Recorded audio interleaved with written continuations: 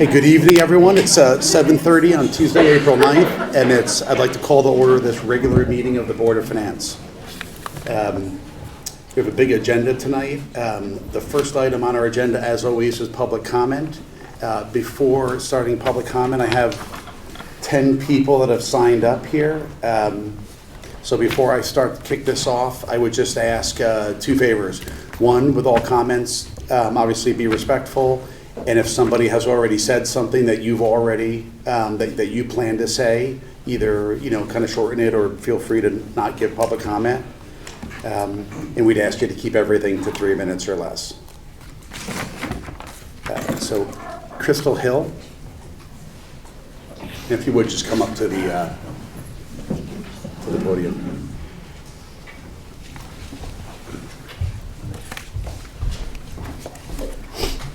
Hi, good evening. Crystal Hill, co-chair of CDSP, 300 Brookside Road.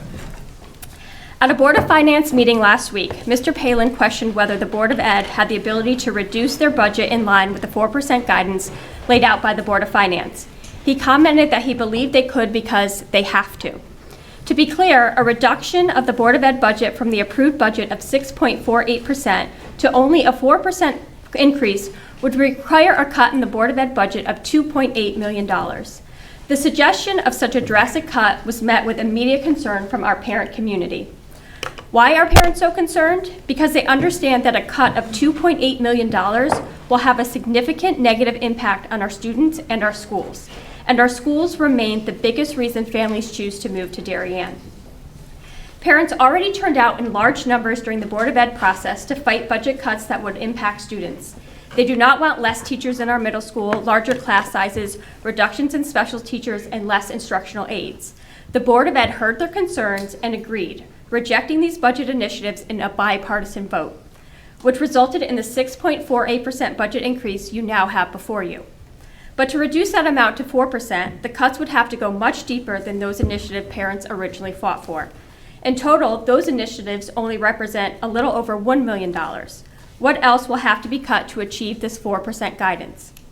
The reality of this budget is that 4.65% of the increase is related to negotiated contractual increases in salaries and benefits for our teachers and staff, which parents overwhelmingly support to be able to retain the incredibly talented teachers and staff we have in this district. But it means we are already at a starting place well over your guidance of 4%. That's before we even talk about inflation. There is no fluff in this budget. There are not enough efficiencies that can be found in this economic environment to cut $2.8 million without touching the programs that benefit our students. Cutting $150,000 of DECs, that's 5% of $2.8 million. Delaying a technology replacement cycle by a year, only 19%. You could not even fully achieve a $2.8 million cut if you took the drastic step of eliminating athletics from this budget. Our parents are concerned because they know a $2.8 million cut means our students, our teachers, our schools will be negatively affected. Clearly, our neighboring towns also understood this concern. New Canaan and Westport passed budget increases in line with what our Board of Ed has put in front of you.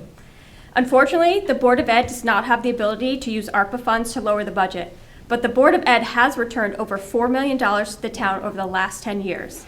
This was a result of higher than expected reimbursements from the state related to special education expenses. Those are taxes already collected for the purpose of supporting our schools. We have heard the Board of Finance consistently say to schools, come to us if you need anything. We're here for you if you need anything. Well, the schools are here now, and they need something. They need this budget to remain intact. Thank you. Thank you. Barry Palmer.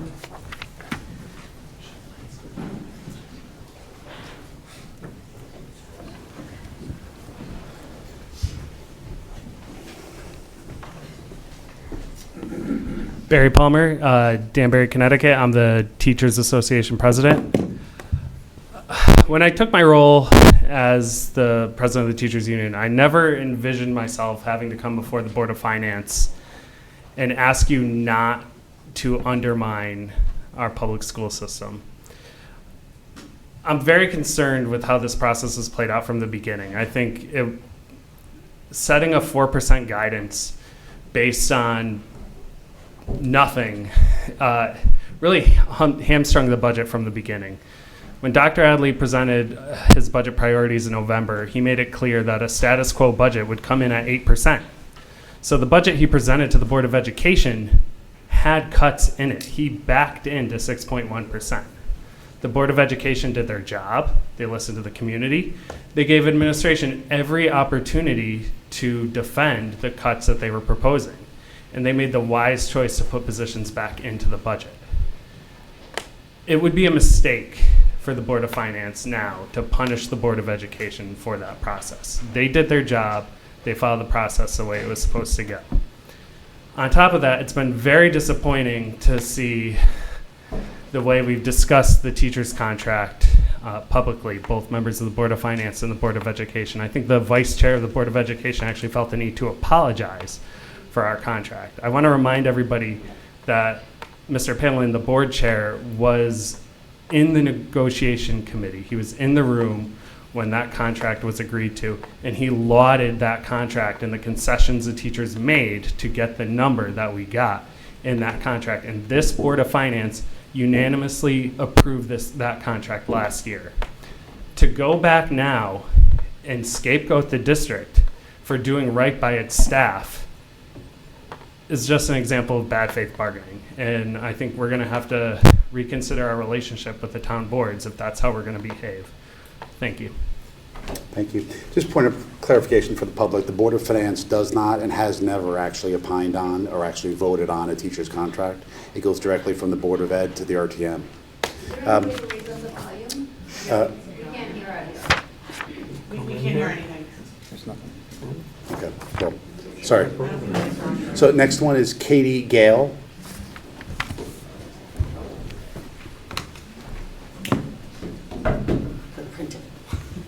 Hi, Katie Gale. I'm a 5th grade teacher at Hindley. Wow. Louder. Okay. I don't think the mics are on. Okay, they're not on. Oh, that makes a difference. Okay. So the mics are on. Okay. The mics are being recorded, but they don't sort of amplify the sound inside the room. Oh, I see. They're on for a different purpose. I got you. Right. Good evening. I'd like to thank the board for the diligent and difficult work you've all been doing to ensure that Darien continues to thrive in all aspects as you take into account the fiscal health of the community. There's so much to consider at any time, but these past years have certainly provided new fiscal challenges for all of you and for all of us. Today I'm here to talk about what is arguably your biggest asset, the Darien public school system. You all know the tremendous value your school system provides the community. It's the gold standard. Consistently one of the top in the state and the country. Property values are driven in large part by the school system. 1/3 of the population of Darien is under 18, and with their families, they make up a significant portion of the home-owning population. Most people who move here come to raise their families. They come for a safe community and a beautiful location with a great school district. Those who have stayed after their children moved out of the school system and those who do not have children also benefit from the world-class school system here in Darien because it adds value to everyone's properties. All that said, the education system has been struggling, not just here in Darien, but across the country, struggling with the social emotional well-being of students and the lack of support for them, unhealthy school conditions, lack of substitutes and paraeducators, lack of special education teachers, and a dearth of people going into education. These are very real issues that up until now, Darien has managed reasonably well. Which brings me back to this gem of a district, this vibrant, high-performing public school system. If you make the cuts that directly impact students, and anything you cut from this budget will directly impact students, this will not go unnoticed, not by parents and not by educators. If you followed the Board of Ed's budget journey, you would have heard from the families of pre-K students who moved here and parents who recently bought homes in Darien, specifically for the schools. They will move, they made that clear. Once the word gets out, it will have a direct impact on the school system. For example, Darien is already down positions in special education, but when the word gets around that Darien, of all districts, is not fully funding or is making cuts, you will not be able to attract anyone. And there's no one in the pipeline. It's an existing problem that will be made worse. In addition to that, when families bypass Darien for better systems because they perceive they are better, there are better districts in some of our neighboring communities, well, that will be problematic for property values. I'm sure you can verify that with any of the realtors in town. Yes, it's true. Education needs more money, not less. If you want a world-class education, you need to attract world-class teachers and provide them a decent living wage and good benefits. You need to give students a wide range of opportunities and the supports they need. None of this is without cost, but the value it brings to this community is a worthwhile investment, and yes, it may be that the mill rate is affected by that. In the long range, keeping a strong school system is what, with a stellar reputation, is the best investment that you all can make. It's the most fiscally responsible thing you can do for this town. I implore you to pass this budget as presented to keep the Darien schools the best of the best. I thank you. Thank you. Lenny Blumenthal.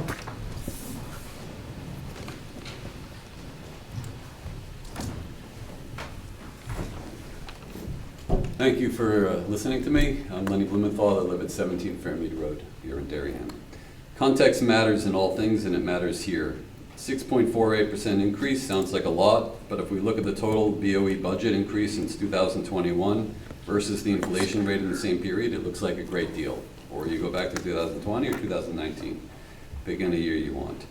In the most enterprises, payroll is the largest expense. In the year after a new negotiated and agreed upon contract, there will be an increase in the budget. Context matters, and the BOE budget is one part of the operation of Darien. At the time the town found the funds for an island, it should not look to reduce teachers, assistants, and administrators due to the budget being too high. The island is a great addition, but not if we have to discuss a higher student-to-teacher ratio, regardless if it will still fall under some guidelines made previously. The town is doing a great job building more residential space, which means more kids in the schools. Now is the time to build the schools up, not weaken them chasing savings. This town can afford to maintain and improve its schools. The reason we live in Darien is the schools. We moved here in 2013, and within 1 year saw multiple families move from our street because their kids graduated high school. The families that then moved in had young kids. That is what Darien is, a town of families here for the best public education. Thank you. Thank you. Teresa Forbes.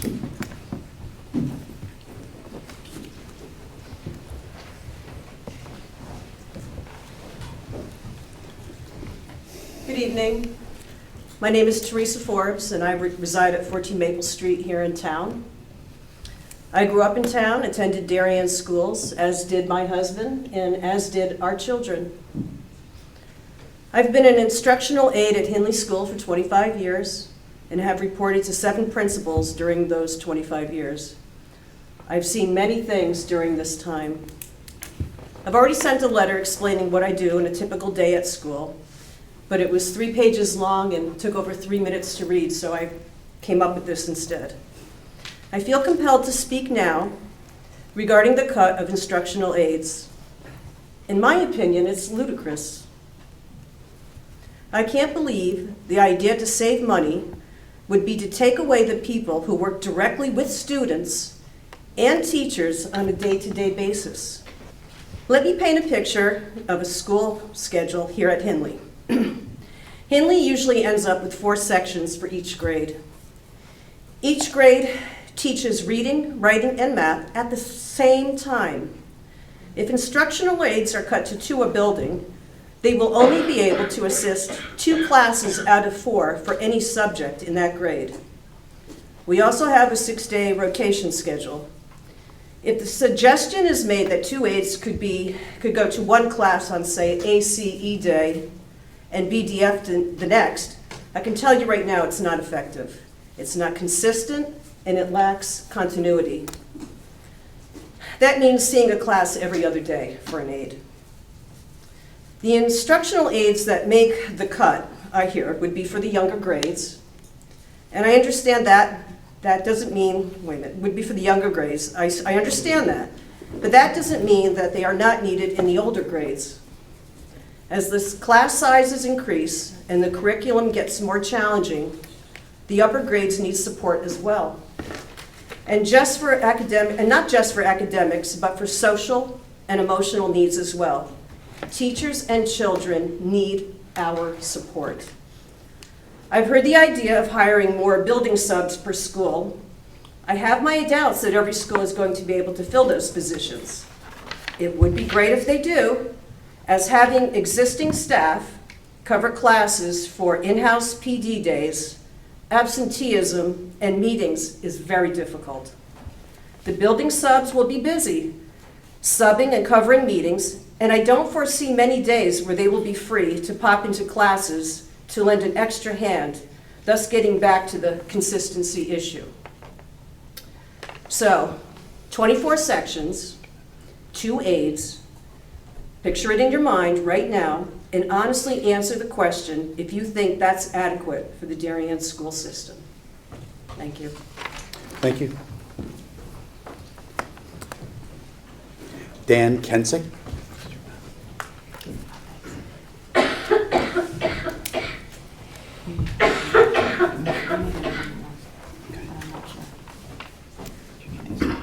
Good evening, Dan Kensick. I'm a school teacher in Darien. I live in Fairfield, Connecticut. I'd just like to remind the board from the comments earlier a few minutes ago that the board chair was part of our negotiations, and the fiscal response to the board and the town was well represented. The result of our contract was fair, and my understanding is the board had the opportunity to reject and did not. So back to my prepared speech. I took several hours in preparation for my 3-minute comment here to review the comments made by the people of Darien, the administration, Board of Education, and Mr. Palin as chair of the Board of Finance. It's clear the town expects the best education possible and the program to remain the same. There are a multitude of constituents who want the best for their children, their neighbors' children, the future generations. The towns that we compare ourselves to are not passing 4% budgets. The initial Darien budget was 8% and is now at the 6.48%. After much analysis and deliberation. Along the way, people had 3 minutes to speak. On January 30th, Mr. Palin was provided with more than twice that time to grandstand. At the 4-minute mark, there was mention that the mill rate will go down, but taxes will be going up, which simply means the value of Darien is increasing. The town has the ability to pay for whatever it chooses. Of course, it's the job of the Board of Finance to spend the money wisely. It's the job of the Board of Ed to run efficiently. One common efficiency revolves around FTEs and teaching positions. I applaud the Board of Education for not using the budget process to cut teachers. If the Board of Finance requires the Board of Education to cut another $2.5 million, then the teachers will most likely be cut, reducing the town's education. As a DEA building rep, many colleagues have come to me with thoughtful questions and concerns about this entire process. There are several that resonate. One, since when have low class sizes been such a bad thing? Schools usually promote lower student-teacher ratios as a positive. Inflationary pressures are everywhere. How can Darien deliver the same product at a significantly lower than average education budget increase? Again, other towns coming in at 4%, I don't think so. Finally, Darien bought an island. And for those that justify the purchase as an investment, which is fair, then so will this budget decision. Tonight's decision is whether or not to invest in the education of Darien. I heard the others say that the purchase was to prevent others from controlling and moving into such a magnificent piece of property. Well, asking to make additional cuts will prevent the students from receiving the best education possible. Thank you for listening, and I hope that the Board of Finance will make the right decision to approve the budget proposed with little to no reductions. Thank you. Kate Kaufman.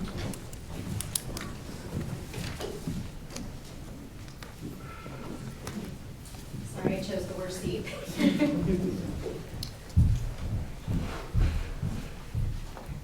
Good evening. I'm Kate Kaufman. I live at 1 Country Club Road, and I have 3 children, 1 at the middle school and 2 at Oxbridge. I'm also an Oxbridge PTO co-chair. I didn't bring notes with me, so I'm winging it a little bit tonight. But I want to take you back to 3 years where my family and I were living in Norwalk. We bought our first home when we were 29, before children, before thinking about school systems. It became very apparent to us when our children started elementary school that they were not given the education that my husband and I deemed appropriate. My husband and I both work, and we knew it would be a struggle for us to move to a town like Darien and to afford it. But we decided for our children's sake that we wanted to move here. And it is difficult to live in Darien, even with both of us working. I appreciate the board's responsibility in terms of not raising my taxes too much, as they are already more than double what I paid previously. But the reason why we moved here, the reason why so many families that moved here with us, regardless of what their socioeconomic status is because they care about their children's education.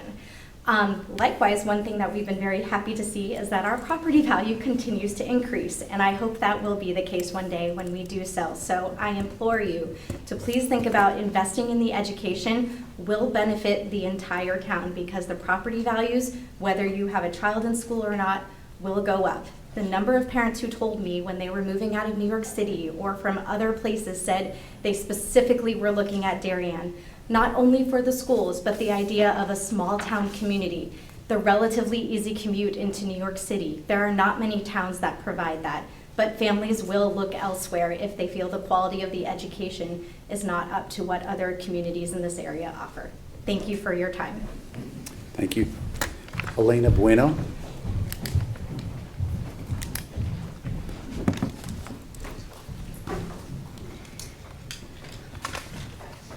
Darien schools need to address the challenges of acute inflationary pressure and ever-increasing costs for items such as labor, energy, materials, and healthcare.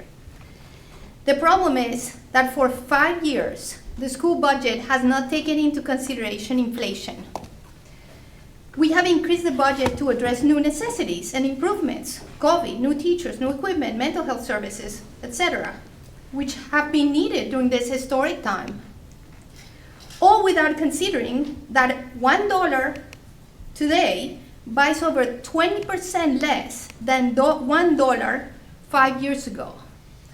Today we need $122 million to buy what we bought with $100 million 5 years ago, before COVID.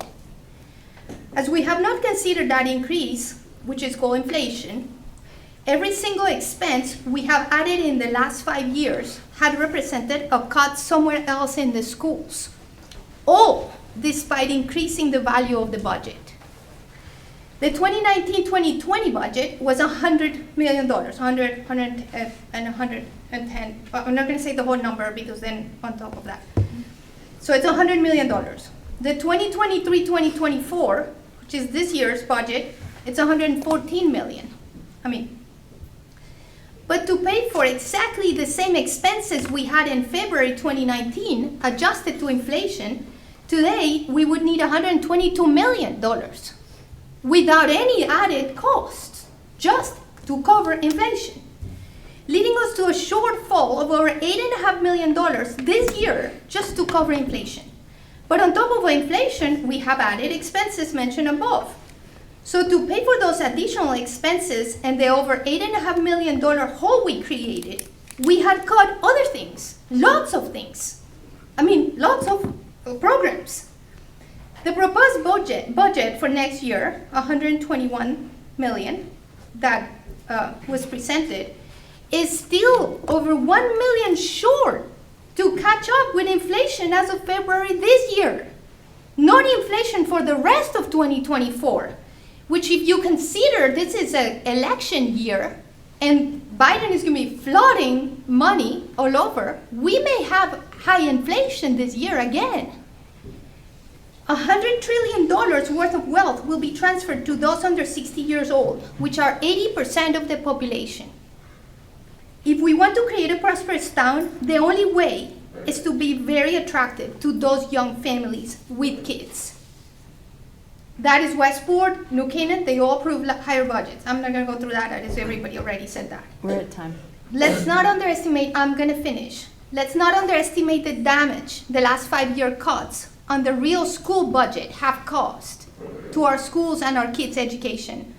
While we had to add costs during COVID and mental health crisis that followed, the budgets were not even covering the increases on costs for items such as labor, energy, materials, and healthcare. We have cumulatively incurred in massive cuts in education, and we are 5 years into this. It has begun showing, but we have conveniently blamed COVID. Going forward, we will not be blaming COVID. If we could just finish up, please. Thank you very much. I respectfully ask this board to approve this budget. Well, I know that. Thank you. Next, Laura Gray.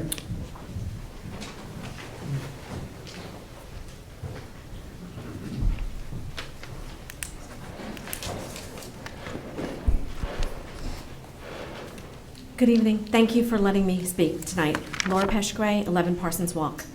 An incredible amount of hard work, evaluation, and scrutinizing went into this current budget. Parents, your taxpayers, want this budget as is, and some want it even higher. It is the budget that taxpayers support, that the Board of Ed approved, and the superintendent says he needs. So why does the Board of Finance come up with an arbitrary 4%, $2 to $3 million, and say that's what we need to hit? It's moving the goalposts after we scored. And New Canaan approved their budget as they just approved their budget, which is 5% increase over fiscal year. And it's a 5.27 of that increase will be coming from taxpayers. How did they do it? Let's collaborate rather than always trying to beat them. Don't you think it's worth a conversation? Our town appropriated $103 million to cover the Great Island purchase. The Board of Finance has approved $91.7 million in bonds. As for the remaining $11 million appropriation, no decision has been made. Several RTM members say that they would like the surplus to return to the town and spending decisions to go back through the RTM approval. Why not to the Board of Ed and to the school budget? I am a parent of twins in middle school. I'm a music parent, and I'm proud to be now, my kids are doing lacrosse.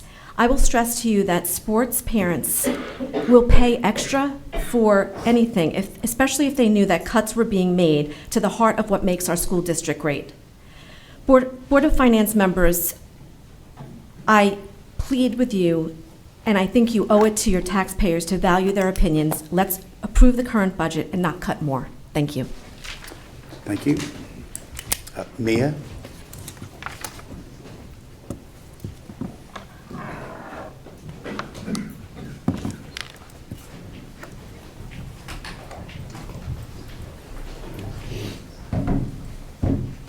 Hi, I'm Mia Ruptuft. I'm a senior at Darien High School, and I've been very involved in the arts through growing up here.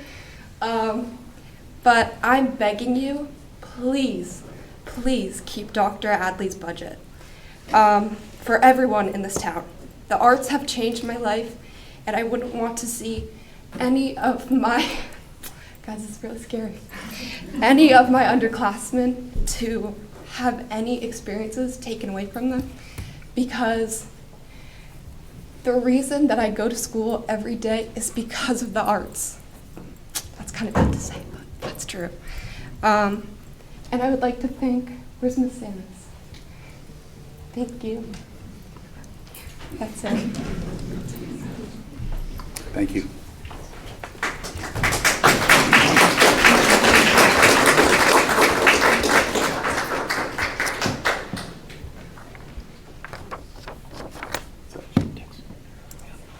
Is he here? Yeah. John Cini?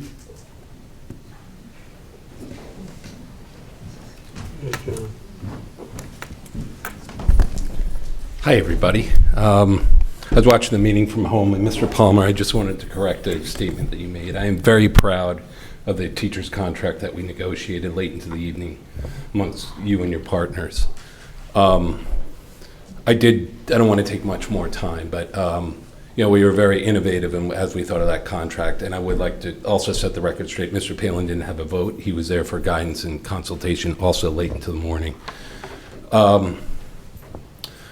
What I might have apologized for is that the contract does not include matching or not matching teachers with enrollment, and that's what you might have mistaken. Our contract does not say that a certain amount of teachers can remain even if our enrollment declines. So I'll leave it at that. Thank you. Thanks. Okay, that's it for public comment, unless there's anybody else. I think we can. One more comment from outside.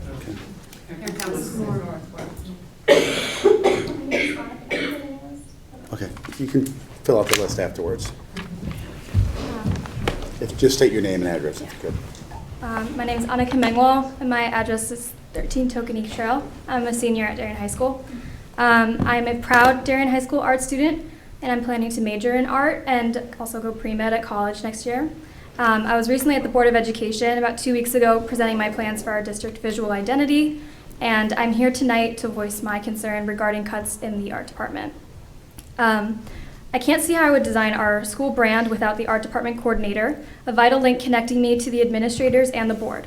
Eliminating this position may already have threatened opportunities for visual artists to practice and share our work with our community. I'm concerned about the consequences of cuts to the art department and the impact felt by teachers and students. Coming out of our elementary and middle school art programs, I knew I liked art, but I felt sure that I wouldn't pursue it. The art program at the high school was my saving grace. Had it been any less supportive, I probably wouldn't have even considered continuing art studies. I also don't believe I would have been accepted into my dream school.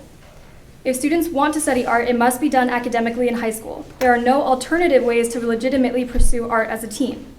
There are summer programs and extracurricular art classes, but I've taken them and they're just too brief to contribute anything of substance to a high school art portfolio. In the current competitive state of our world, 4 consecutive years of structured learning is the minimum for prospective art students. Financial cuts to our district art program can eliminate a student's ability to produce a legitimate body of work, and with a weak portfolio, our chances at future opportunities in art are slim to none. Despite being so competitive, Darien successfully graduates a few students each year with legitimate plans to study or work in the visual arts. In the past 3 years, Darien has had 2 art students receive perfect AP scores, meaning they didn't only just get a 5, but they scored every single point possible, which about 1% of all test takers in the world receive. Darien art students are worth supporting. Some of these students are attending elite art institutions like RISD and the School of Art Institute of Chicago, so clearly Darien has promise. I would use caution when comparing our art program to other public schools in the area because they often fail to provide art programs that adequately support students. Just walking through the Scholastic Art Awards show, I noticed that DHS was one of the few public schools to have any student honors. Still, the number of DHS student winners couldn't even compare to the number of winners coming from nearby private schools. There's a fine line between having a strong art program that supports future studies and just having a bunch of art classes. I love our art program, but I worry that it's far closer to crossing that line than we realize. I hope that in making these decisions, the board and the finance committee understand what the art program needs to actually be impactful.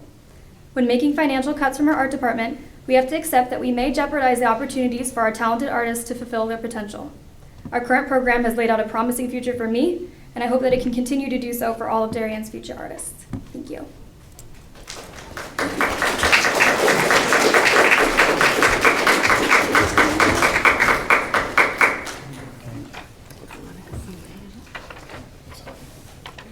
Okay, that's it for public comment.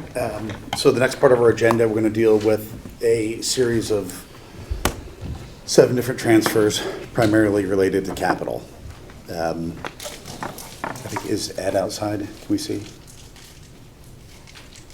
Or Jen. Or let Jen know that we're done in public They're comment. looking for Ed. Or Jen. Jen's right there. And Jen. And Jen, and you too.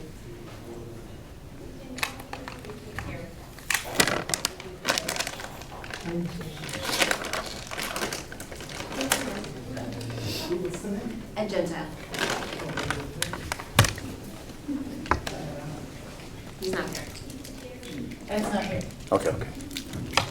We're on the transfers. Okay, We're to So start off the with first ARPA. actually, none of the transfers are Ed's. But Sean and Ally are here, can we just let them know, and then we can get started on those. I thought this one was I thought the water main thing was. Catch basin. What is it? It's like discussed on last time.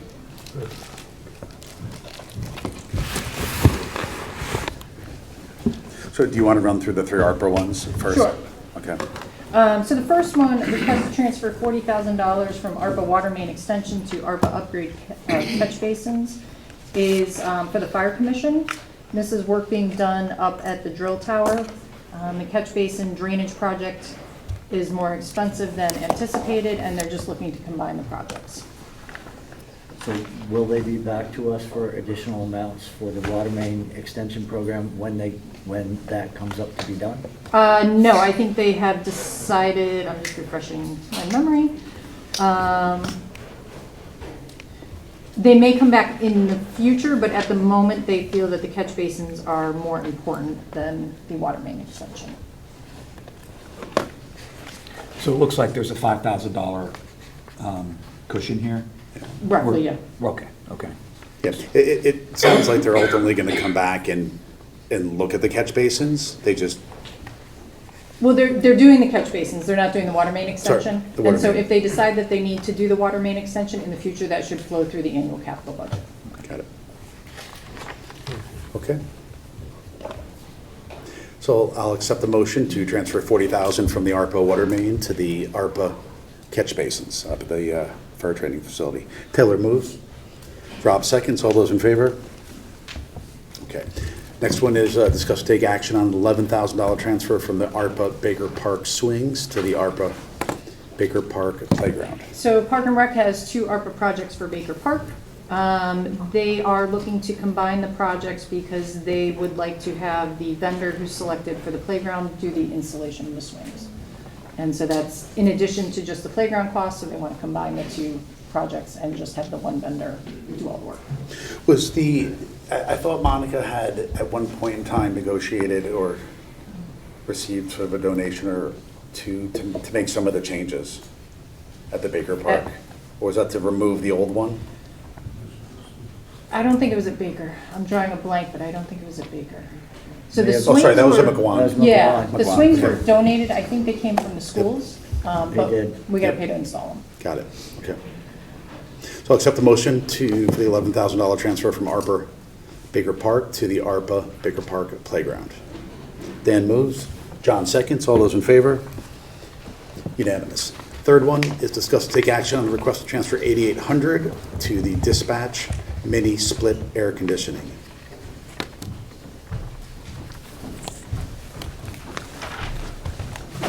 Hello. Hey. Allison Hadema, Captain with Darien Police. I'm here to talk about the mini split air conditioner. We're looking to put that in the communication center.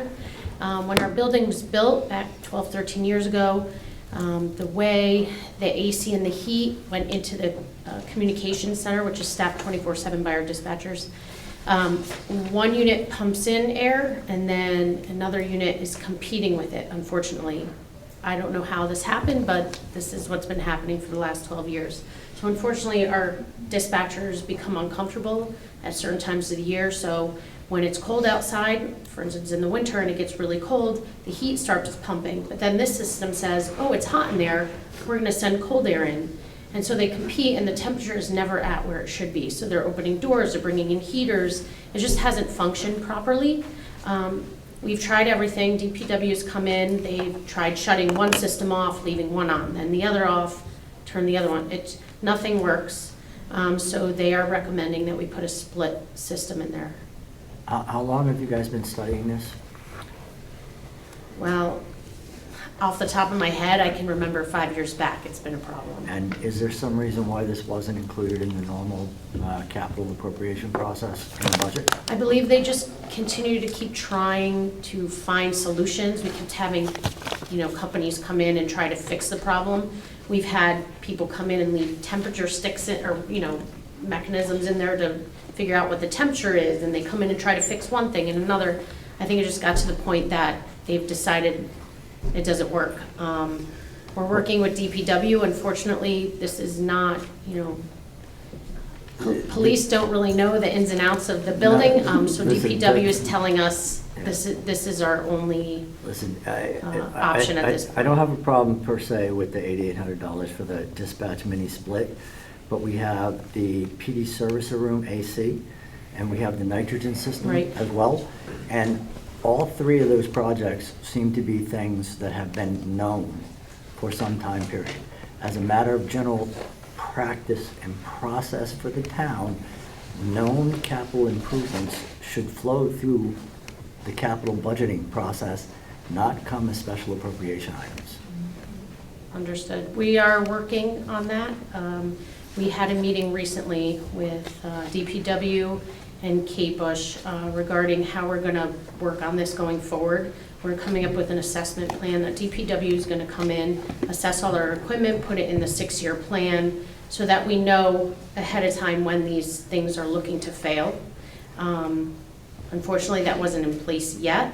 And out of all the items we're talking about tonight that need assistance at the PD, this is one of our lesser, action items. We can wait a little bit on this. Listen, But- I'm not saying that about this particular item. Mhm. This is about a general conceptual Right. thing, right? Mhm. Well-known, like, things like the water heater, Right. it started to leak. Unforeseen event, new item, needs to be fixed right away, fine. Special appropriation seems completely appropriate. But things that you were working on for multiple years belong in the budget. I understand, and Okay. it will be fixed in the And future. will you do me a favor? Of Can I ask a course, favor? Of course. I've been around long enough, I haven't kept track of it, but in my tenure, we have worked on the AC multiple times. We've done the key fob system.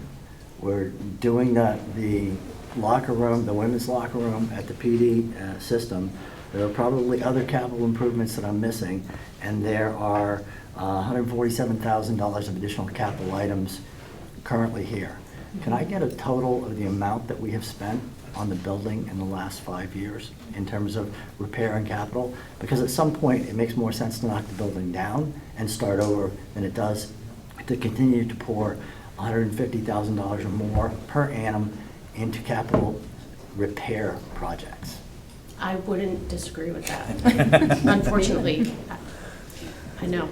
So if we We're could. living in it, it's No, frustrating. And It I'm is. sorry, it sounds like I'm taking my frustrations out No, of I you, get it. but We feel the same way, believe us. I Um, mean, we're living in it. It's not fun. The HVAC has been, I think, particularly problematic, and I think recently they ripped out all of the guts of the computer system because nobody could update it any longer. Yep, yep. And so that's been version 4.0, 5.0. I mean, it's like, Yep, listen, I remember the chief coming in and telling us about the mold in his office kind of problem, so. hey, listen, a lot of these previously renovated, repurposed buildings, whether it's the police department, whether it's 35 Leroy where our administration lives, right? We've had significant problems with ultimately, around HVAC and other systems.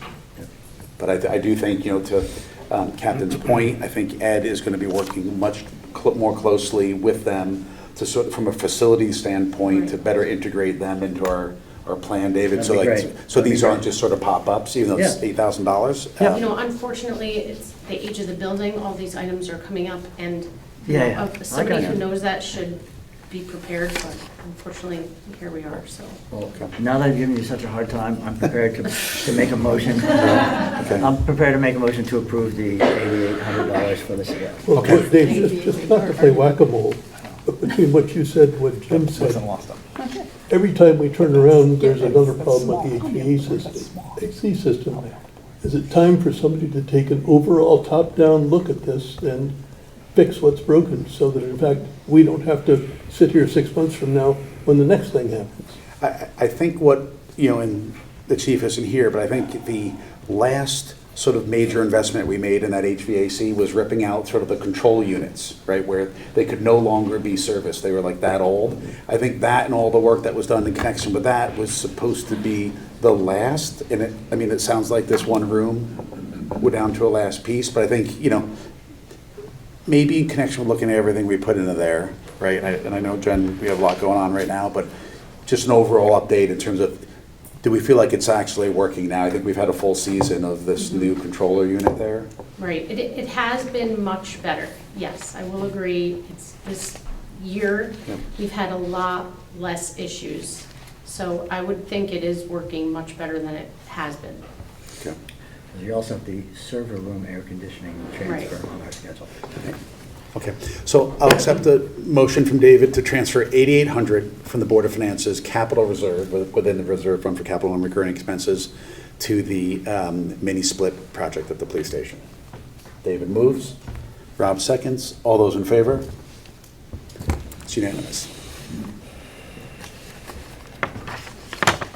Sorry, I put them in a bad order now. Oh, okay, thank you for that. Sean and then you again. Do you want to skip the 6? Yeah. So while we have her on the stand, if we could, I'll entertain a motion to flip 4 and 5 and now talk about the fire suppression system. Dan moves. So move. Rob seconds. All in favor of flipping? It's unanimous. Okay, so Captain, if you could update us, just give us a little bit of background on the fire suppression. So the way the fire suppression system works, it's a lot of piping throughout the department that if there's a fire, the water comes out. The way the system is kept dry, so to speak, is air is pushed through. Unfortunately, what they found, and this isn't just in our building, it's buildings across the country, that just regular oxygen is corroding the pipes. So in the last time they came to check the system, they found this bacteria in the pipes, took a piece, sent it out for testing, came back with bacteria that is corroding the pipes. The fix for this, and they're doing this all throughout the country with all other buildings that are having this problem, is a nitrogen system, where instead of pushing oxygen through, they're pushing nitrogen through. And it stops the corrosion from getting any worse. The alternative is to replace all the pipes, but we're being told it's not at that point yet. As long as we can put this nitrogen system in within the 6 months from when they came back to us, our pipes should stay where they are and won't get any worse for 20, 30 years to come. Possibly longer than that. But they don't feel it's necessary to replace the entire system at this point. Does the nitrogen circulate once it's in the system, or is it a constant feed of a new source of nitrogen? I don't know the answer to that. Because if it's a constant source, then there's going to be a cost, right? It's like filling up my propane tank every Okay. month. I thought this was only, it just sits in there until there's a fire. They fill it with nitrogen, don't they? It would make sense that it works that way, but I just want to make sure there's no other money that is attached to it. I don't believe there is. So these units will provide the 3 normal dry systems with purity rate 98% nitrogen that will greatly reduce the corrosion inside the piping, adding life to your current system.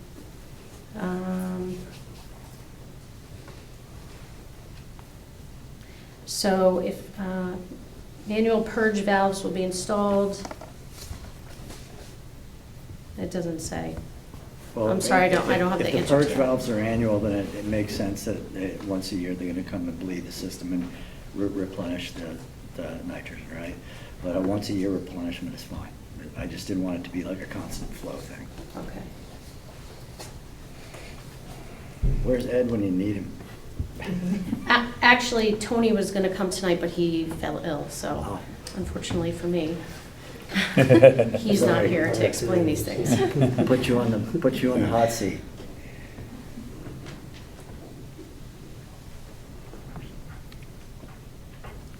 Okay, any other question for Captain regarding nitrogen inside the fire suppression system?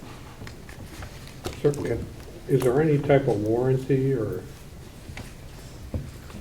they said it's supposed to last another On the X nitrogen number of system? years? I can get that information. Okay.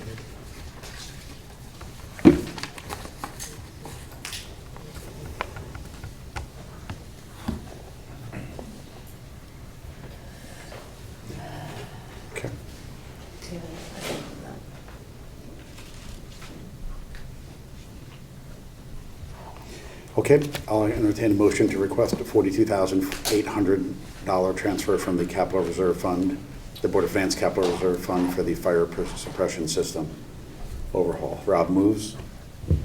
Dan seconds. All those in favor? Okay.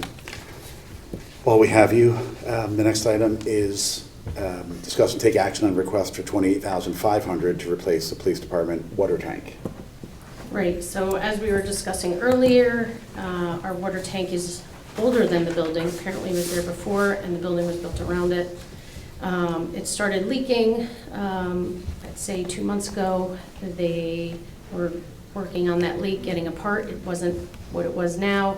And then when they went to go look back at the tank, they realized the whole bottom is now corroded out and leaking. So the part they were going to replace, they don't need to replace that or order it, but unfortunately we have to replace the entire tank because it's end of life, just like at your home.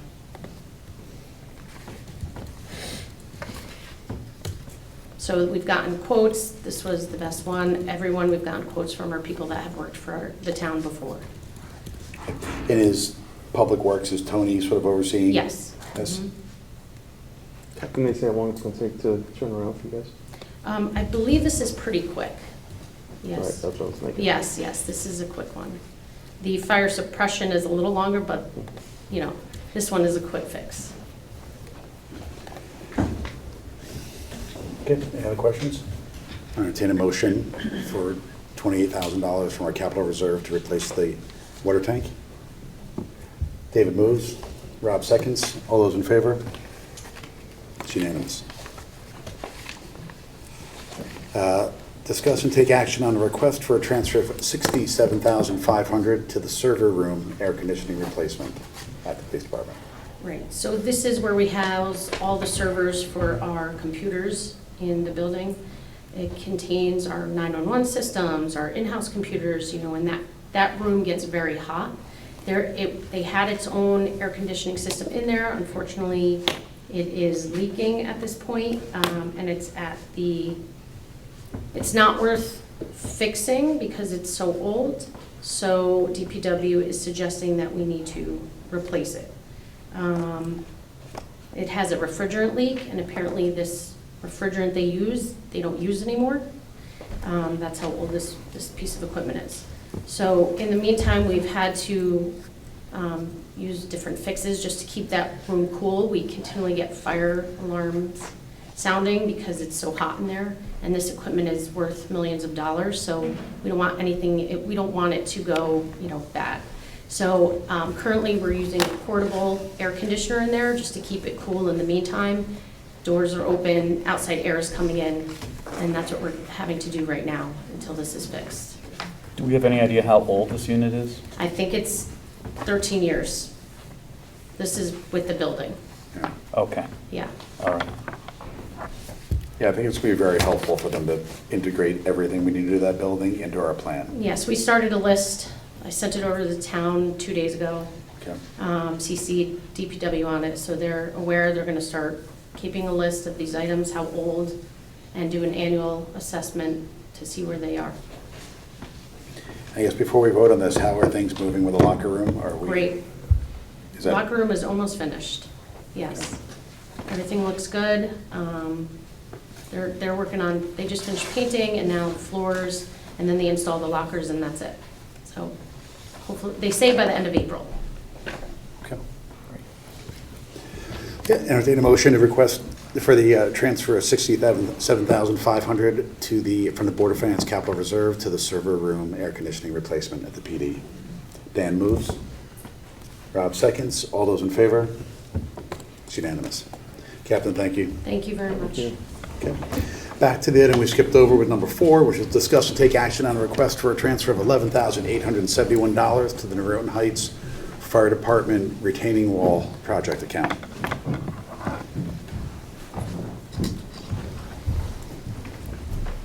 Hi, Sean Volan, past chief, past president, I guess in charge of the retaining wall project that we came to probably about a year ago. We asked for $41,000 to start with the engineer and for the core samples, and we're basically going through our going through the contract, and right now we're on steps 2, 3, and 4, which is basically getting ready to go out to bid. We do have a set of bid specs. Kate and I have been working on some minor details for legal stuff, and I've also showed this, sat down with Ed Gentile from DPW, went through the specs. He was very happy with it, and we're basically almost ready to go out to bid with it. So the request I'm asking for tonight is I figured roughly about $9,000 for the core samples. They came in at $14,000. So, and that was a guesstimate. We were supposed to do 3 samples. They ended up doing 4 samples. Everything came back clean, so we have no contaminants behind the wall. So it'll make the process a little bit quicker, so we don't have the contaminants that we thought we would have to deal with if there was contaminated dirt.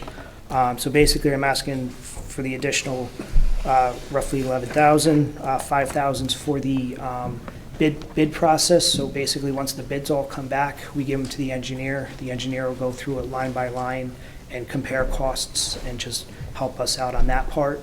And then the additional is also for us, for them to file for the permit.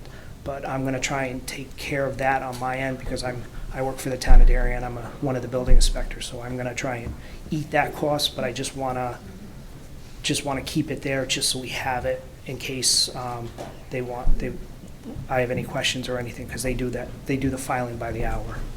I recall when we appropriated the first funds, the idea was to kind of understand what the problem was, kind of get to there, and then come back to us for effectively the design specs. So when we approve this, when do we think we'll be able to kind of go out to bid and actually select the contractor and get started? We're hoping within the next 3 weeks to go out to bid. I think with everything, with Kate and I just going through finishing up some minor details, I think within the next 3 weeks we'll be ready to go out to bid. We do have a firm set of bid specs. Like I said, we're working out some of the legal stuff that the town needs to put in and all that. So when would you expect that project, assuming all the funding came, when would you expect that project to be completed? I think they said within 6 to 9 months of the bid award? Of the bid award. When they start or when they finish? When they finish. When they finish. So from shovel in the ground, I'm going to say between 6 to 9 months. I think this should take. What's the total cost of this project? I forget. Estimates from the engineer, we haven't gone out to bid, but preliminary costs from the engineer, Kate and I were discussing last night, we said roughly 1.7. We were hoping everybody was hoping it was going to be a lot less, but the way we have it designed, it's foolproof. Gentile Ed basically signed off, said it's the correct way to do it. And do you think this is going to have any effect on the fire station in terms of operations and the ability to use it? I know you can't park on that one end. When we do part of this was we found what's called efflorescence, some calcium leaking through the bridge, how our building is set back from the street, and then we actually have, I want to say, about a 10-foot bridge in between. We replaced that many years ago. But there's the top coat that we're actually going to pull off, so we're going to do that in stages. So there will be a truck or two down, parked out back for the time being while they replace that. But we're gonna work it out where it doesn't disturb us as bad as we need to. And does this estimate include that work? Yes. Oh yeah, it includes everything. Okay. Well, when you do come back, if there are any other sort of operational expenses you think are going to come into play? Oh yeah, we'll make sure. Make sure that it's a sort of a fully baked, yep, kind of all-in proposal. That's doing my due diligence to do that. So. Okay. Any other questions? Okay. I'll accept the motion to transfer $11,871 from the Board of Finance Capital Reserve to the Huron Heights Fire Department retaining wall. Dan moves. John seconds. All those in favor? Unanimous. Thank you. Sean, thank you. Thank you.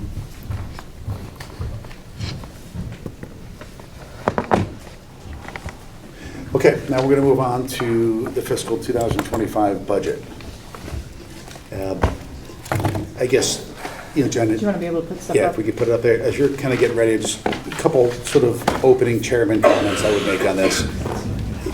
Part just reflective of the entire budget process, part our guidance, and part some of the comments that we've received. The guidance that we gave to the Board of Selectmen and the Board of Ed and the RTM and the entire town of 3 to 4% for the overall expenditure increases within both budgets. I want to assure everyone that was not a random number picked out of the sky. That was based on prior operating budgets. That was based on contracts, some of which had already been in place for a year. It was based on movements in the movements in the grand list. It was based on our full 5-year debt service model. It was a fully baked in.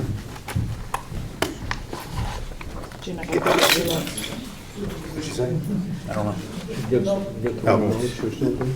Guidance that reflected many things. It wasn't pulled out of thin air, as some might suggest. Right? It was based on the fact that the prior year, under the same contract that we're operating in now for the Board of Ed, was a 3.4% increase year over year. It was based on capital items that we knew were coming down. It was based on some very large capital expenditures that you may be aware of that we've made. One was an $85 million purchase of open space. Another was a recently completed close to $60 million new elementary school at Oxford. And what went from 70 to 90, now $101.5 million for a very, very significant renovation of 3 more of our elementary schools. So that guidance, just to remind everybody, which was reiterated to the Board of Selectmen and to the Board of Ed at their public hearing, was well thought out according to our model. And as results in, like, or I should say, when we think about the budget, I'm going to reflect on some comments I made at the State of the Town. Schooling is very important in this town. It's one of the many reasons that people move here, right? The overall education that we deliver, the staff that makes that happen. But I think people also move here because we have a great police force who is there when you need them, whether it's jump into a river to pull somebody out, whether it's respond to the schools when there's emergency, or any of the other things. They move here because we have great fire departments. They move here because when we have a storm and trees come down, our Public Works Department and our Parks and Rec Department are out there cleaning up that night and the next morning. So when people move here and they think about sort of the value of Darien, all of those services that are provided in all the town departments, from Parks and Rec to fire to police, the grants that we give to the library and the schools, it's one portfolio of services that people move here for. And the last piece is what they pay for all of those services. And it ultimately boils down to the mill rate. So when we think about the overall budget and setting that, providing guidance, what we set the overall expenditure at and how we allocate that between the various needs here, between capital and operating expenses, it's all taken into effect. So I think in terms of process here, over the last few weeks, we've went through a number of changes that we identified in the Board of Selectmen's budget, both on the expense side and on the revenue side, and in both of the capital requests that were put forward by the Board of Selectmen and the Board of Ed.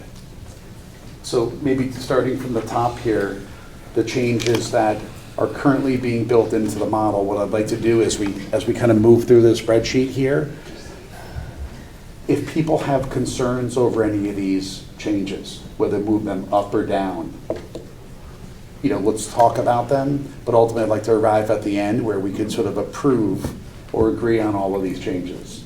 These are ones that we've talked about, a change in the library grant, primarily driven by the insurance estimates. And the negative is lower expenditure. Yeah, these are expenditures, so we're reducing the amount of the grant by $15,377. On the police budget, we're eliminating $6,840 because we went from leasing the motorcycle, and if you recall, 2 or 3 meetings ago, we approved a purchase of the motorcycle. So there is another capital call on that item. Parks and Rec, $1,600 for the some data lines. Portable toilets, another change for the library. The fire marshal. This is actually a revenue, correct me if I'm wrong, Jen? No, this is an expense. We pay Aquarian for. Oh, sorry, yes. The water hydrants. So this is, we pay per fire hydrant and per mile Per linear or foot of water line that we have here. The ultimate rates that are set by the state legislature reduce that expense by $60,000. Employee benefits, $10,000 we had talked about. I think, Jen, 108 is what you sent around this week, if you want to just touch on that. Right, we got a finalized renewal on the medical insurance. We were assuming a 20% renewal. We got locked in at 16%. So this is the reduction with the new renewal rate. And it was also recalculated. We've had 3 or 4 people move from being an opt-out on insurance to coming on to our plan. So this was recalculated based on current participations and coverage levels. So quantity is up and price is down. Yep. And if you look at the employee premiums in this contract, whether it be family, individual, couple, whatever, how do they, year over year, what do they look like? Generally, we go up 1 percentage point per year. So they were 11%, most of them were about 11% for fiscal 24, and most of them are moving to 12% for fiscal 24. But what about the overall cost of, the total cost, not just the employee cost? The total cost is 16% renewal. Is that Board of Selectmen? Is the 108, or is that Board of Selectmen and Board of Education? It's just the Board of Selectmen side. And that includes library or does not? No, they have their own insurance.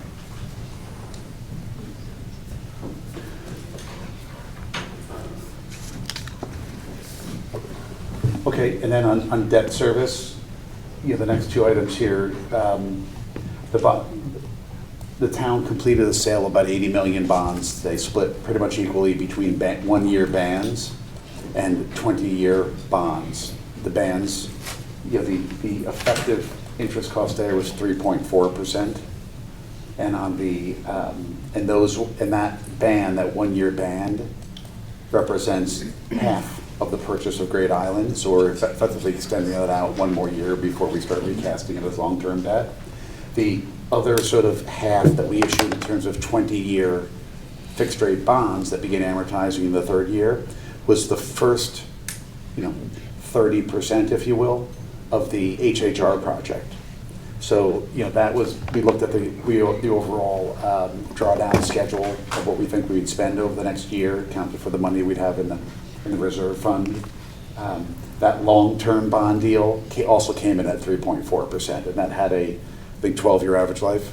I believe so, yeah. So if you think about, just to rewind, we issued about $30-odd million worth of bands a year ago for the HRTR project. That kind of stalled a bit as we went out to rebid. That money effectively just sat there earning interest earnings that effectively paid for its cost, its an interest rate, and then we recast it, and so effectively we kicked it out, and at a 3.4%, which was actually cheaper than if we would have bonded it long term at that point.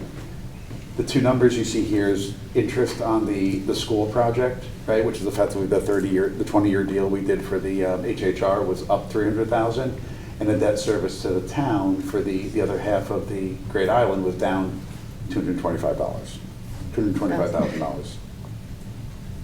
So net $78,000 increase in debt To service. the Board of Selectmen based proposal. on the pricing this morning. Yeah. Right. Thank you. And versus the model I sent around last time, we were assuming that net between line 12 and 13, we were going to be down 100.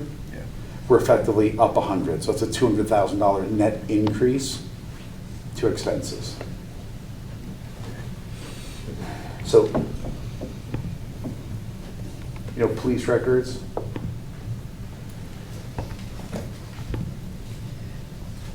This was the license plate license readers plate that reader. Ally The last- explained last week, and it went to Board of Selectmen last night, and they approved it being requested to be added to the budget. So this includes the installation plus, I think, 1 full 1 year year of the the service. of the contract. I thought that was coming back to us. I thought that was coming back to us to discuss. I guess not. We Well- discussed it last week? To discuss now. So Yeah. she presented it last Yeah. week, just so you had the heads up, but we didn't want you to formally make a decision on it until the Board of Selectmen had read it. Yeah.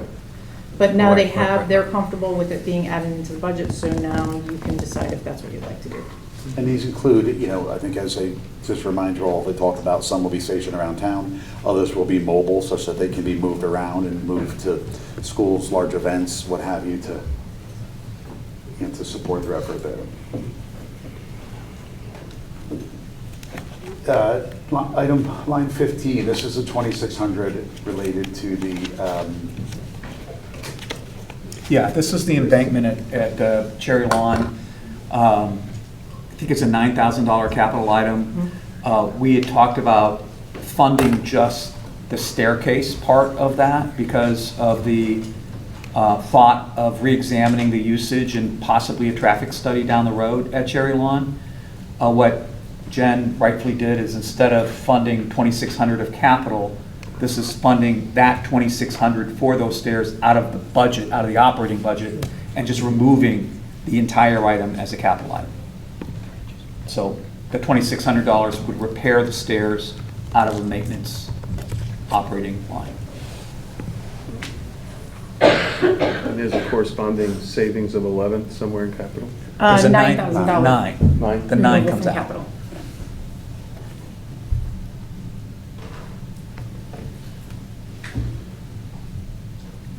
This was my request on community environment beautification to restore $5,000 funding for downtown flags.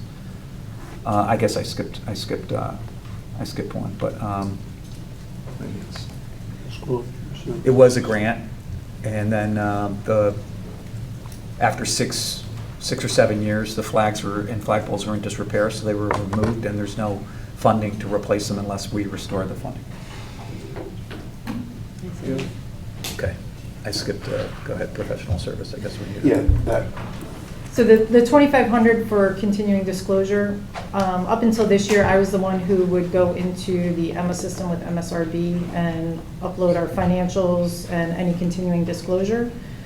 But this year we had some funds available in professional services, and we decided to utilize Munistat, which is Mark Chapman's company, who's our bond advisor. They will do all of the continuing disclosures, and they actually will scrub everything that we put out there and make sure that it's all consistent, because sometimes there's different terminology between the different documents. And what they've found is now underwriters and bidders are using bots to crawl through that information, and last minute before a sale, they've had questions just about what may seem like a discrepancy, but really might just be a discrepancy in terminology. So having them do this will make sure that we have nice, clean, reconciled disclosures, and then the beauty of it is they take on the liability of any errors in our disclosures. okay. So in terms of operating expenses, Jen, you want to move down? The last of the operating expenses we're going to talk about is the Board of Ed operating amount. You can see right there for the modeling purposes, we have a $2.5 million reduction in it. What I'd like to do is finish going through the Board of Selectmen revenues so we can get to the Board of Selectmen net budget, then move to capital on Board of Ed and Board of Selectmen, and then we'll discuss sort of the two largest pieces that we need to do work on tonight, which is the Board of Ed operating budget, and then the contribution that we're going to bring in from fund balance or board surpluses coming over. So we're going to skip over Board of Ed for a moment here. On town clerk revenue, if you recall, we basically brought this up by $46,000 to bring it into where we expect it to be this year.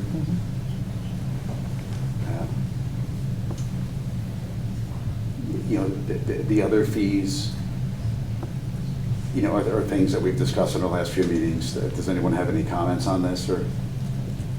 So the negative item is a positive for the, Correct, these are all revenue, so that's Increase in 9,000 revenue. incremental P&R fees.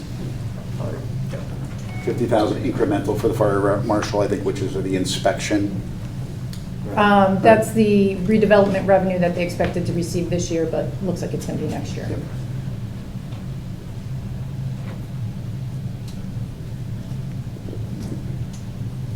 And then I guess the last piece there, the 19,000, in terms of the revenue, that's basically the bond premium. Correct.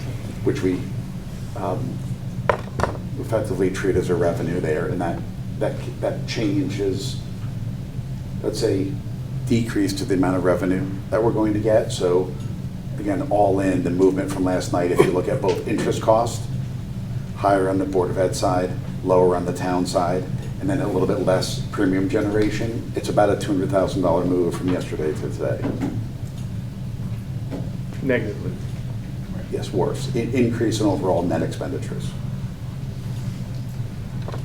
So, an investment income, and we spoke about this last Thursday, you know, based on looking at the amount of bond proceeds we have, our spend down model, assumptions on interest rates and so forth, you know, I had recommended a $200,000 increase to our investment income, which would bring it from 3.1 million in the general fund. This would bring it to 3.3. There is a tad bit more investment income, I think, in the reserve fund for capital. Right. About $90,000. But, you know, I wasn't recommending a change to that, but effectively 200,000 of incremental income here. Again, this is one of those ones that we discussed, sort of under budgeting the revenue. We end up overtaxing, over budgeting this revenue. If it would take a slight more amount out of general fund at the end of the year. Do people have a view on that amount as we're kind of scrolling through here? As we said, it's self-correcting year to year. It is. I mean, we should be budgeting accurately, but I guess just we've kind of consistently under budgeted this because rates have performed or been higher for longer than we expected. I'm comfortable with the 200. Okay. To remind me again how much we haircutted the interest rate roughly? Is it 1%, like 100 basis points? We started at 50 basis points, and we started decreasing it much faster than what, at least the market believes will. Okay. And Jen, have you confirmed all that math with balances and projections? Investment income? No, I have not gotten involved in that. So this is the same model that we used last year when we, again, tried to estimate what this is, so. I'm kind of with David, I'm comfortable with that. Okay. Yeah. Folks?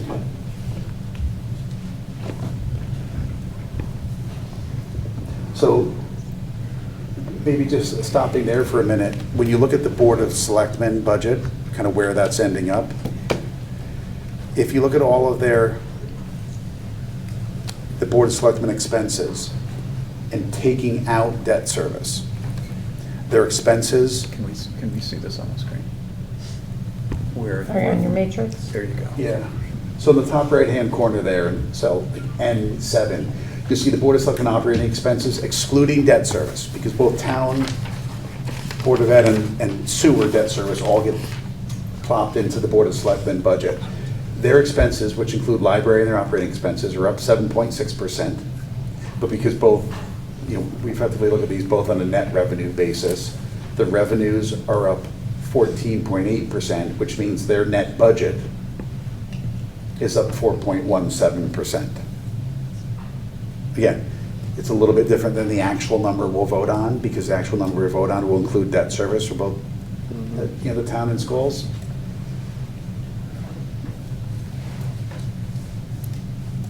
But I mean, listen, that's slightly, at least on the operating side, slightly above the high end of the guidance that we came at.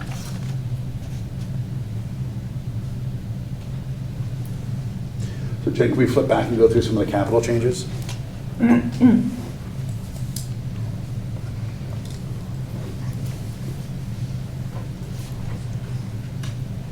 So, we've talked about this on the police 911 system. They're going to sort of upgrade versus replacing the whole thing. On the fire commission here, this new tanker right here, which we have budgeted, which came in the budget of $1 million. I think we're including it here for informational purposes and so forth. We're actually going to take this out of the budget.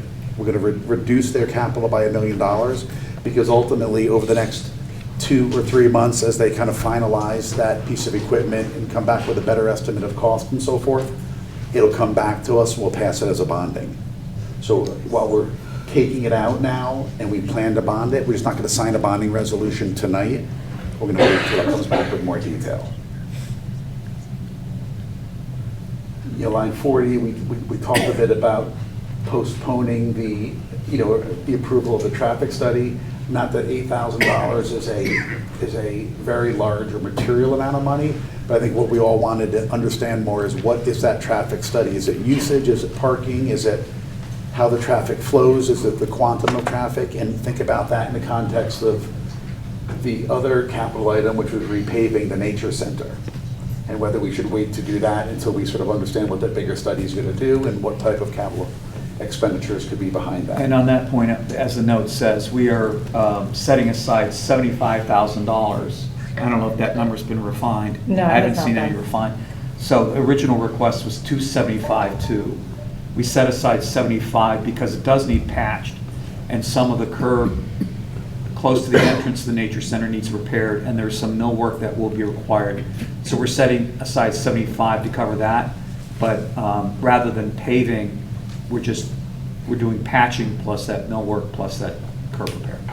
And So reducing it by 200. How do we come up with 75? It's an estimate. And we can refine that, and if it comes in lower before RTM, they can make an adjustment. Because the RTM can bring this down, not up, right? Correct. So I think the idea was estimating a little bit higher. Once we have the actual number for the milling, then they can bring that down. The gatehouse replacement, this is one of those that we had talked about. Can the floor be replaced? Can we get another year out of it as we begin to think about other ways that we can, track entrance to our beaches, whatever they're going to do at Great Island, Cherry Lawn, whatever might be done. So David and I met with Jim Coughlin, and I think we touched on this a little bit last Thursday, but I don't speak for David, but I personally believe we should fund this, because I think the floor is giving way, and it potentially represents a safety issue for an attendant standing in there. So I would support funding this expenditure. I actually would reach the opposite conclusion. The floor has been patched heretofore. It can continue to be patched for the near term and give us time to assess what we want to do long term there, whether it be alternate construction methodology, different size, different shape, that type of thing. Because the plan that is as proposed is to install another stainless steel building in an area that's exposed to salt water and corrosion. So before we pay $50,000 and put it in that location, I would like to see the floor made safe for this year and evaluate other options for cost. Well, yeah, I would say I'm sort of David's camp in terms of I'd like to be able to see if we could patch this a little bit, and particularly with the new Parks and Rec director coming in, to think about more globally, like how can we use technology to decrease a little bit of manpower and think about a more consistent, again, how we treat Wheat Beach, Pear Tree Point, what we're going to do at Great Island. There needs to be a consolidated capital budget that encompasses Great Island, Pear Tree, and Reed as one, because those three projects all compete directly against each other for capital dollars that are now scarce.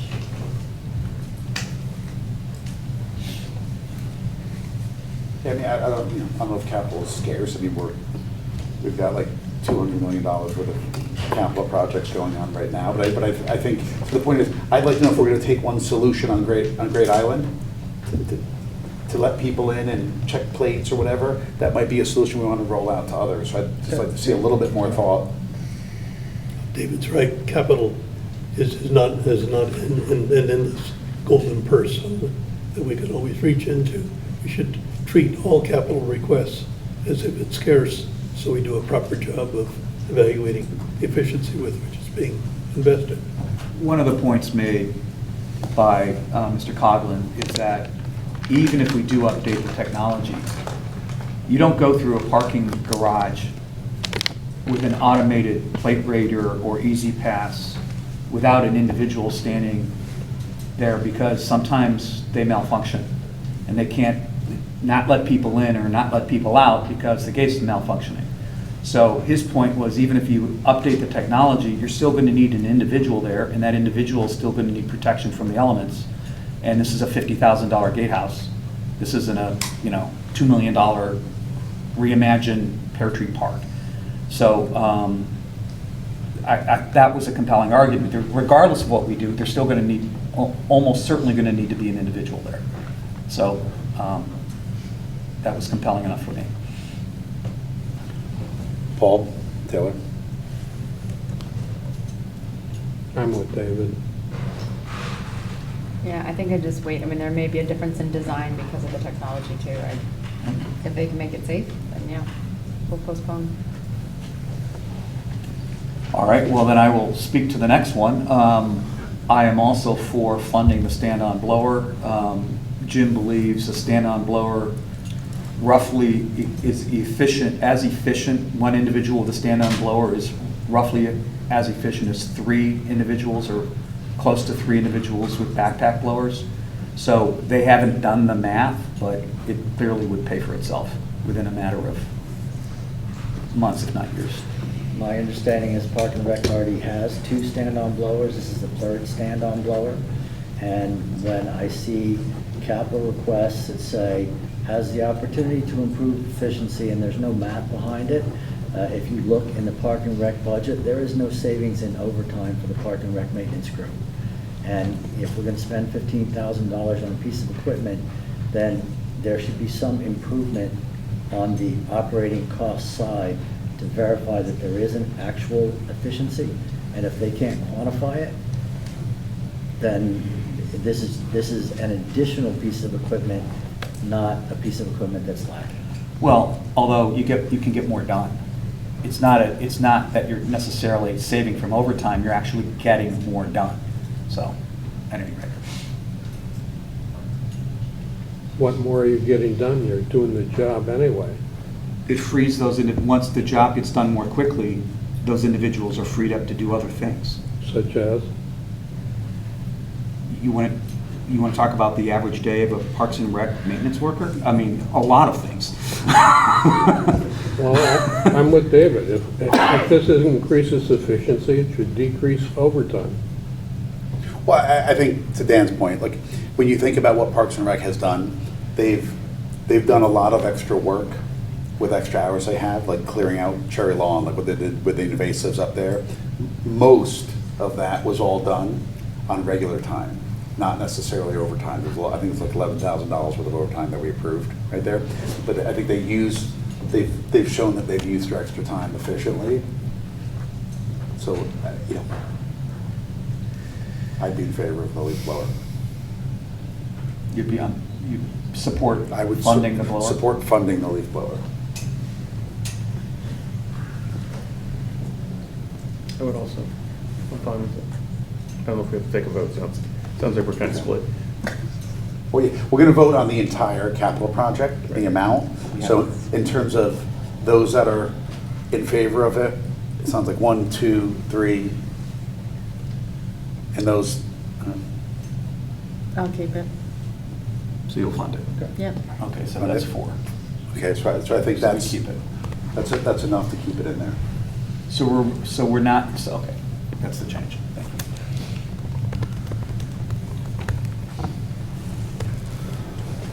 So 44, Dan, right? This is what we already talked about. Yeah. So I think everyone should be in favor of this since we added the 2,000 odd. Yeah. Okay. So Before you move on, the 310 is the Tokenique lot. I've driven it twice, and frankly, I don't see a need to repair it this year. So I support not funding this year in its entirety. How about the curb repairs? I didn't see a curb issue on I didn't see it. How much is left? None. This is the 310 that was proposed to repave What's this Tokenique. consider leaving enough? This is taking it to 0. Okay. I did not see a curb that, I saw a curb that was degrading, but not necessarily a safety issue. I thought I did, so. Okay. My Do we sense. have anybody in the audience that like the Board of Ed that wants to say that that's not the case, or? Well, we're putting off the regular maintenance of it for a year, I guess. That's what you're saying. Okay. So, anyone feel a need that we have to put that back this year? Okay, so that'll stand as a 310 reduction. So the next two items, 46 and 47. Let me go to 47. I guess I would recommend increasing that to 755. I think that was the actual number that I think that Rich had in his latest estimate of what these, the combination of Sprinter, Suburban, Type 2, and wheelchair van would cost. And I'm going to recommend, just want to talk to this for a minute here. Besides increasing to 755, what I'm going to recommend is, in a very technical perspective, we're going to take it out of capital. And we're going to do the same thing that we did, I think, for them last year and the year before related to the Suburbans. And so we would create sort of a simultaneous special appropriation that would go along to the RTM be approved at the same time, same budget cycle and so forth. The difference being is that it would, rather than using tax dollars, we would take money out of the general fund that we would otherwise use to lower tax dollars. And this would make it available to the Board of Ed 10 days following the RTM meeting, which is like mid-May rather than waiting to July 1. So this would, I want to keep it in as 755 for now, Jen, as we're kind of going into the matrix and looking at that. But from a technical perspective, this would move to be an appropriation from the general fund that would become effective 10 days after the RTM meeting. The security enhancements, the Board of Selectmen did not vote on them. So before any capital goes to the school or town side, the Board of Selectmen needs to vote on it first. So for now, I'm going to keep them in here, but I think ultimately when we get to the mill rate setting exercise, what I'm going to recommend is that we take this out of the budget, but we specifically earmark and account for whatever we're going to do with general fund dollars to reflect the fact that the security enhancement is going to be back in front of us in 1 or 2 weeks or 3 weeks or 4 weeks. And so we need to, treat the general fund such that it's going to have to fund some or all of this. So whatever general fund contribution we're comfortable with this evening needs to be reduced by these amounts. Correct. So if we, for instance, if there's a $3 million general fund contribution that we choose to make, we would technically reduce that general fund contribution by 1.8 million and identify these directly from the general fund and then just fund in 1.2 million. It'd still be the same draw, it's just part through a budget cycle and part through an appropriation that becomes quicker, is available quicker. So what I would say. Can I ask you a quick question? And actually, probably, Rich, I'm sorry to put you on the spot for this. Year 2 of the special ed transportation, do we have an idea how much savings it would be? Not 24, 25, thinking 25, 26. Excuse me, the following year? Yeah. We would expect it to be about $500,000. $500,000? Yep. Thank you. And just as a note, the parking lot at Tokenique is the only reduction in the Board of Ed's proposed capital budget. Everything else we were comfortable with last week and we're not discussing tonight.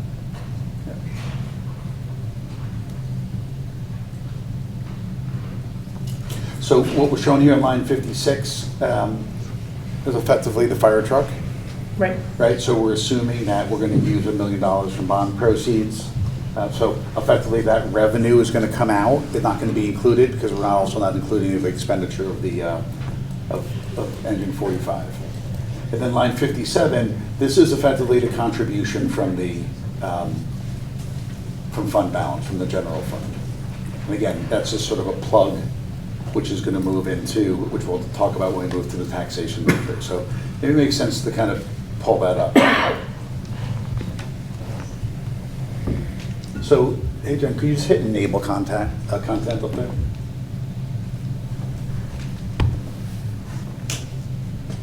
Just hit X out of that. So, top right-hand corner, the assumptions that we have built into here is that the net Board of Selectmen budget would be 4.17% increase versus last year. The assumptions that we have built in here, the Board of Selectmen capital, excluding the fire truck, which we talked about, would be reduced by $277,000. And that the Board of Ed capital, as Dan pointed out, would be reduced by $310,000, which is simply the Tokenique lot. Over on the left side in column G, assuming that we're going to fund, whether through the budget process, whether it's through a sort of simultaneous general fund appropriation or through something shortly thereafter about for the security, we're assuming we're funding the 750 and the 1,740,000. Jen, make this a little bit smaller, just so we can see the full matrix. So if we were to contribute $3 million from the general fund, and if you look over here on the left side in column D, E, and F, you can see that the $3 million general fund contribution, as Moody's looks at our liquidity, that would leave us with 21% cash liquidity measured against our overall sort of revenues, if you will. Now, importantly, when Moody's talks about liquidity, they allow us to include bond proceeds and other things that we know we're going to spend down. Does this number This include money, that or does this not excludes include any it? type of bond proceeds. You So this- remember the Yep. matrix that Jen presented Yeah. last week? I This just is want the that. most conservative of those Yeah, four. It doesn't include those numbers in there. Yep. Correct, it backs out. And the number that Moody's signaled is effectively 20%. If that was to fall below 20%, those are factors that may precipitate a downgrade. Is it a one-time falling underneath it, or is it like an average? What, do we know what that is? Generally, they look at trends, so probably a one-time that went down and then it came back up. You know, they might put us on watch list or negative outlook or something like that if we went down one time. If it continued below there, I think they view it more negatively than if we came back up after a one-time dip. So Jen, we took out bond proceeds for this purpose, right? Right. But we know we are going to have an average bond proceed amount in the budget for the budget year. Do we have a guess as to what that number is?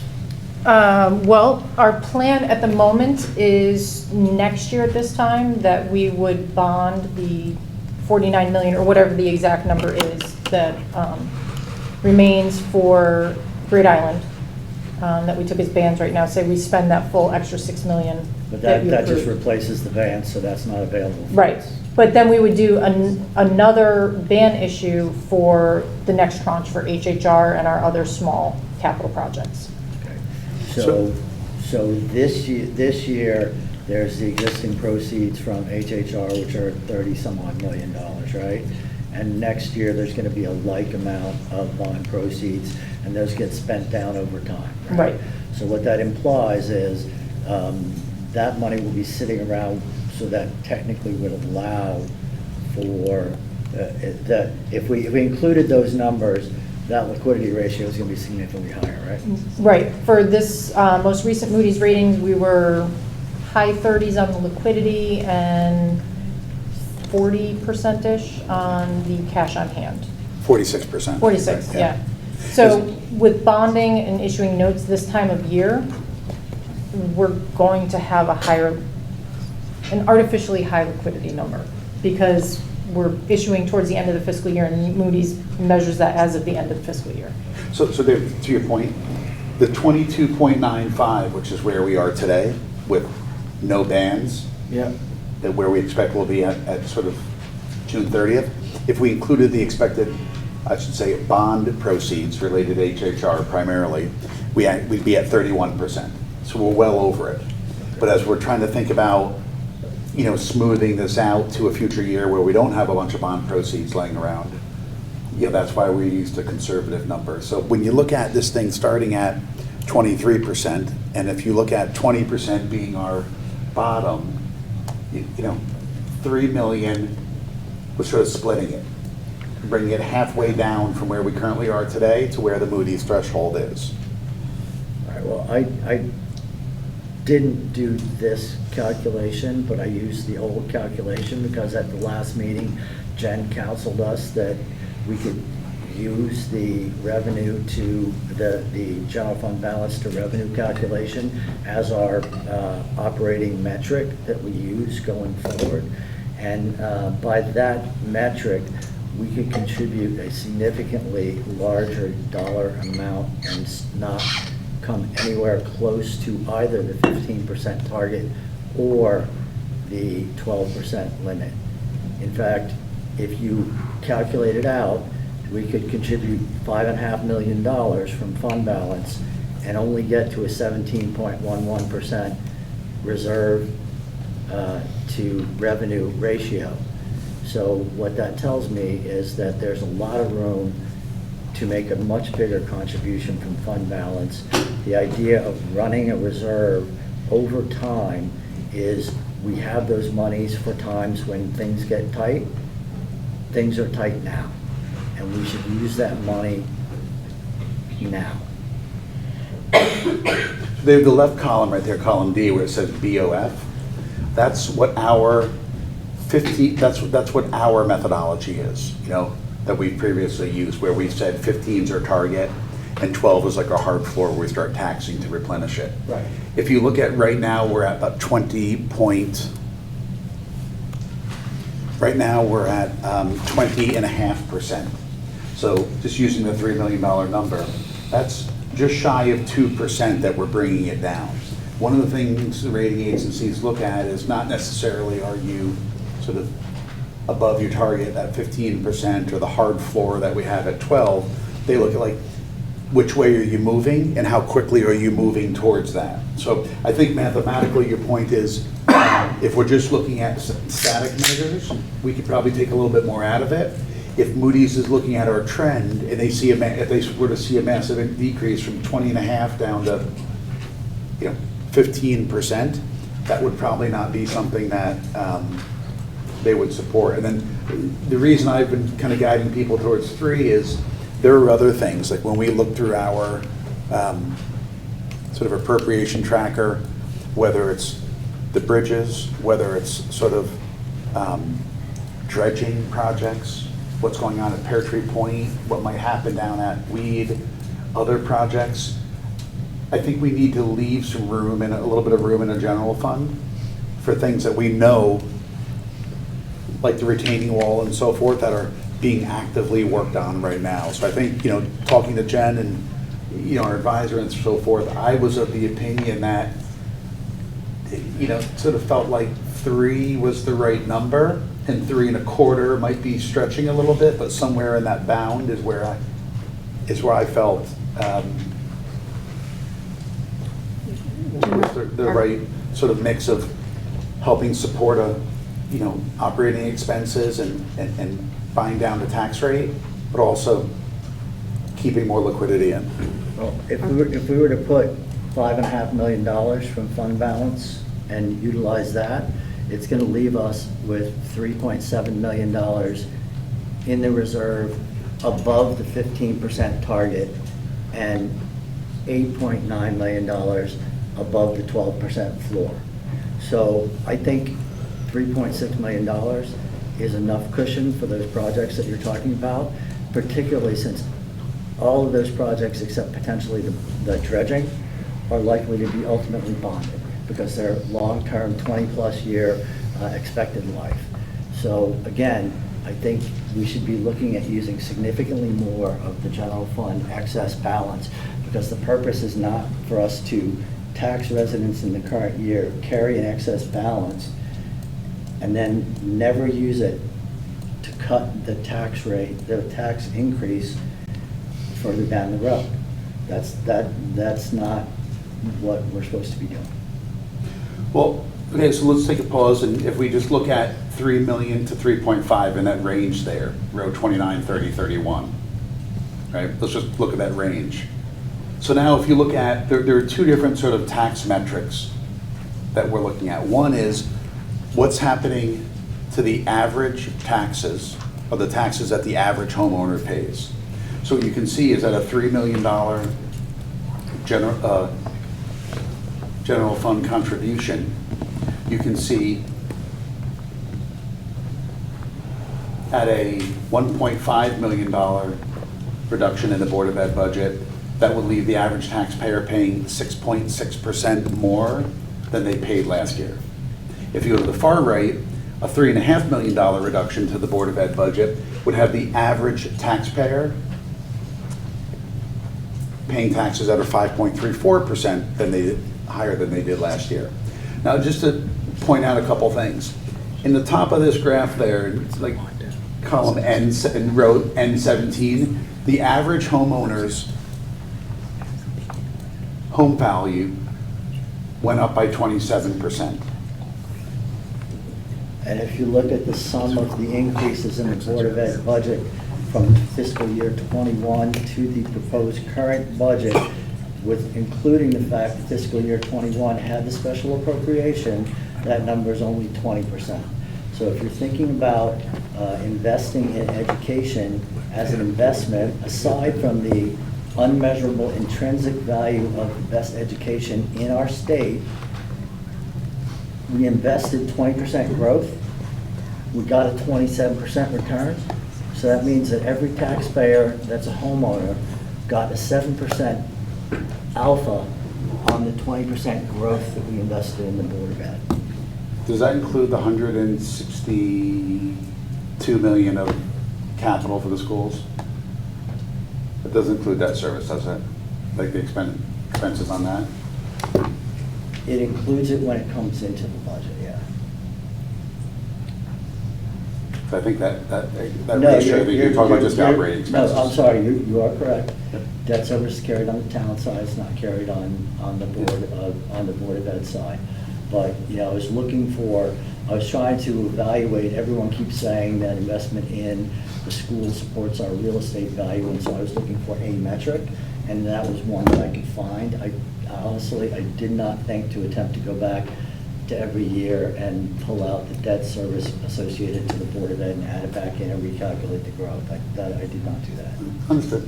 So at a $3 million fund contribution, and let's just say like a $2.5 million budget reduction, you'd see 5.99%. So that means the average homeowner would go up by 5.99%. Did a lot of work with the assessor's office, right? And we looked at what happened to all the quintiles in town. If we divide all the home values up into 5 equal buckets, there's about 7,000 total homes in Darien, so there's like 1,400 in each bucket and so forth. Generally within those buckets, home values went up, between, sort of adjusted now after the Board of Assessment Appeals work, between like 26 and 28, 29%. There has not been a lot of sort of shifting of the grand list between like the bottom quintile and the top quintile.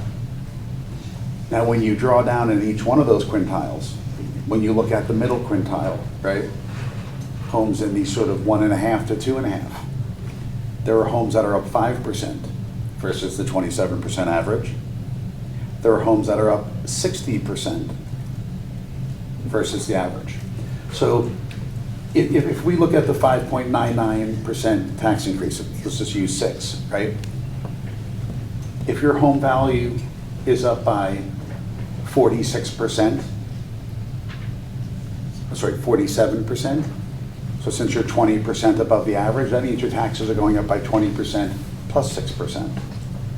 Conversely, if you're below it, that means your taxes may well be going down. On average, it would be 5.99. But I think just one of the things to think about is people opening their tax bills, it's just going to be significant variance within all of those quintiles. Can I just ask what is the value you're using for an average home in town?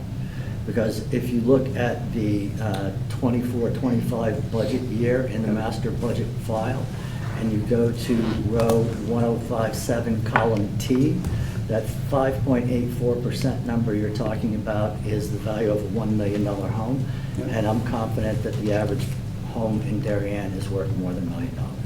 So when you look at the average home value that's gone up, that's the increase just relative to the grand list. So it's just meant to show it doesn't have an effect on the overall taxes. So the average home value has gone up by 27%. And Jen, I think the median we showed was up like 31%. I think it was 29. 29. The median was up by 29%. Yeah. Which would result in an increase in the tax on the median home at a $3 million contribution level of 8.08%, which is $1,200. Yeah. So the median is 29.8. As we consider a contribution from the general fund, where, if anywhere, is the anticipated surplus from this year reflected? That's in there. That's included in the general fund because the data that was in the master spreadsheet rolls that surplus into the calculation of the general fund. Okay, so it's just a best guess. Yeah, this is a projection, based on numbers account. Okay. Yeah. So another number just to focus on. So 5.99, that's what the average homeowner, whether it's you know, the average $1 million home is up 27%, or the average $2 million home. The other number, Jen, if you scroll down to the next one and maybe highlight 3 million and 2.5 million there, that's 4.25%. This is a total amount of taxes raised. So if you think about like this combination of changes, total taxes raised from all taxpayers, that means commercial properties, residential properties, motor vehicles, vacant land, personal property, would be up 4.29%. But homeowners would be paying 5.99, I think it was, percent. That's largely due to the shift of the grand list, right? From commercial, motor vehicle. We had the elimination of some state-owned property, right? Which kind of came out and so forth. So that pushed about 3% more of the tax burden, if you will, on homeowners from vacant land, motor vehicles, and commercial properties. Why is that? It's not that commercial properties are performing worse than residential properties, but commercial properties, like your car, are revalued every single year, right? Our homes are flat for 5 years, Right. unless you do a bathroom, kitchen, or pool, and then they pop up. This is like a sun catch-up, Correct. yeah. So that's why, you know, you would expect to see an revaluation, all else being equal, shift towards residential, and then over the next 5 years, you'd see a small shift back because they're not appraised every year. So maybe kind of scrolling back up. So those are the two things. So if you think about like as I think about our job here, which is to, you know, take everything that both operating boards are doing from the bottom up and then look at the top, what is the ultimate effect on the taxpayer? Those are effectively the two, I think, best indicators of what's happening to the taxpayer. This concept of using the average methodology, this is new. Historically, we've always looked at the median value. So the analysis that I did was based off of the median value. And if we make a $5.5 million contribution from the fund balance, the median home, which is a home valued at $1.6 million in this town, would see a 6.4% increase in taxes, which turns out to be $980 for the year. I think median would be 8.2, right? Percent? No. Median, the increase for the median, if you make a $3 million increase, is 8.08%. He's saying $5.5 million contribution. If you make a $5.5 million contribution, the increase to the median home is 6.4%, $980 over 12 months. Can we Given all of the feedback that we've gotten from all of the residents, I think the residents are willing to tolerate that. And we've already looked at making a $5.5 million contribution from the fund balance will allow us to leave the operating budget of the Board of Ed alone and still have a 17.11% liquidity, reserve to revenue calculation, which leaves $3.6 million in excess reserves above our target. Can we just, there's a lot of different variables here, median, average, homeowner. Can we just talk about fund balance and just have a conversation about fund balance? I'm not personally comfortable with a $5.5 million contribution from fund balance. Moody's just gave us a different metric, and our finance director spent a ton of time outlining what that means for us. And this is new. And in albeit conservative, but in a conservative, I actually like to budget against conservative assumptions and conservative work. In her conservative work, we don't have that kind of cushion. We have a 3% cushion, just under 3% cushion to this metric that Moody's has just rolled out on us. So the last thing I want to do is violate that metric immediately after it being imposed on us, albeit in a conservative calculation. So I want to make sure that in the most conservative case, we have adequate fund balance, A, to manage the town, and B, to maintain our AAA rating.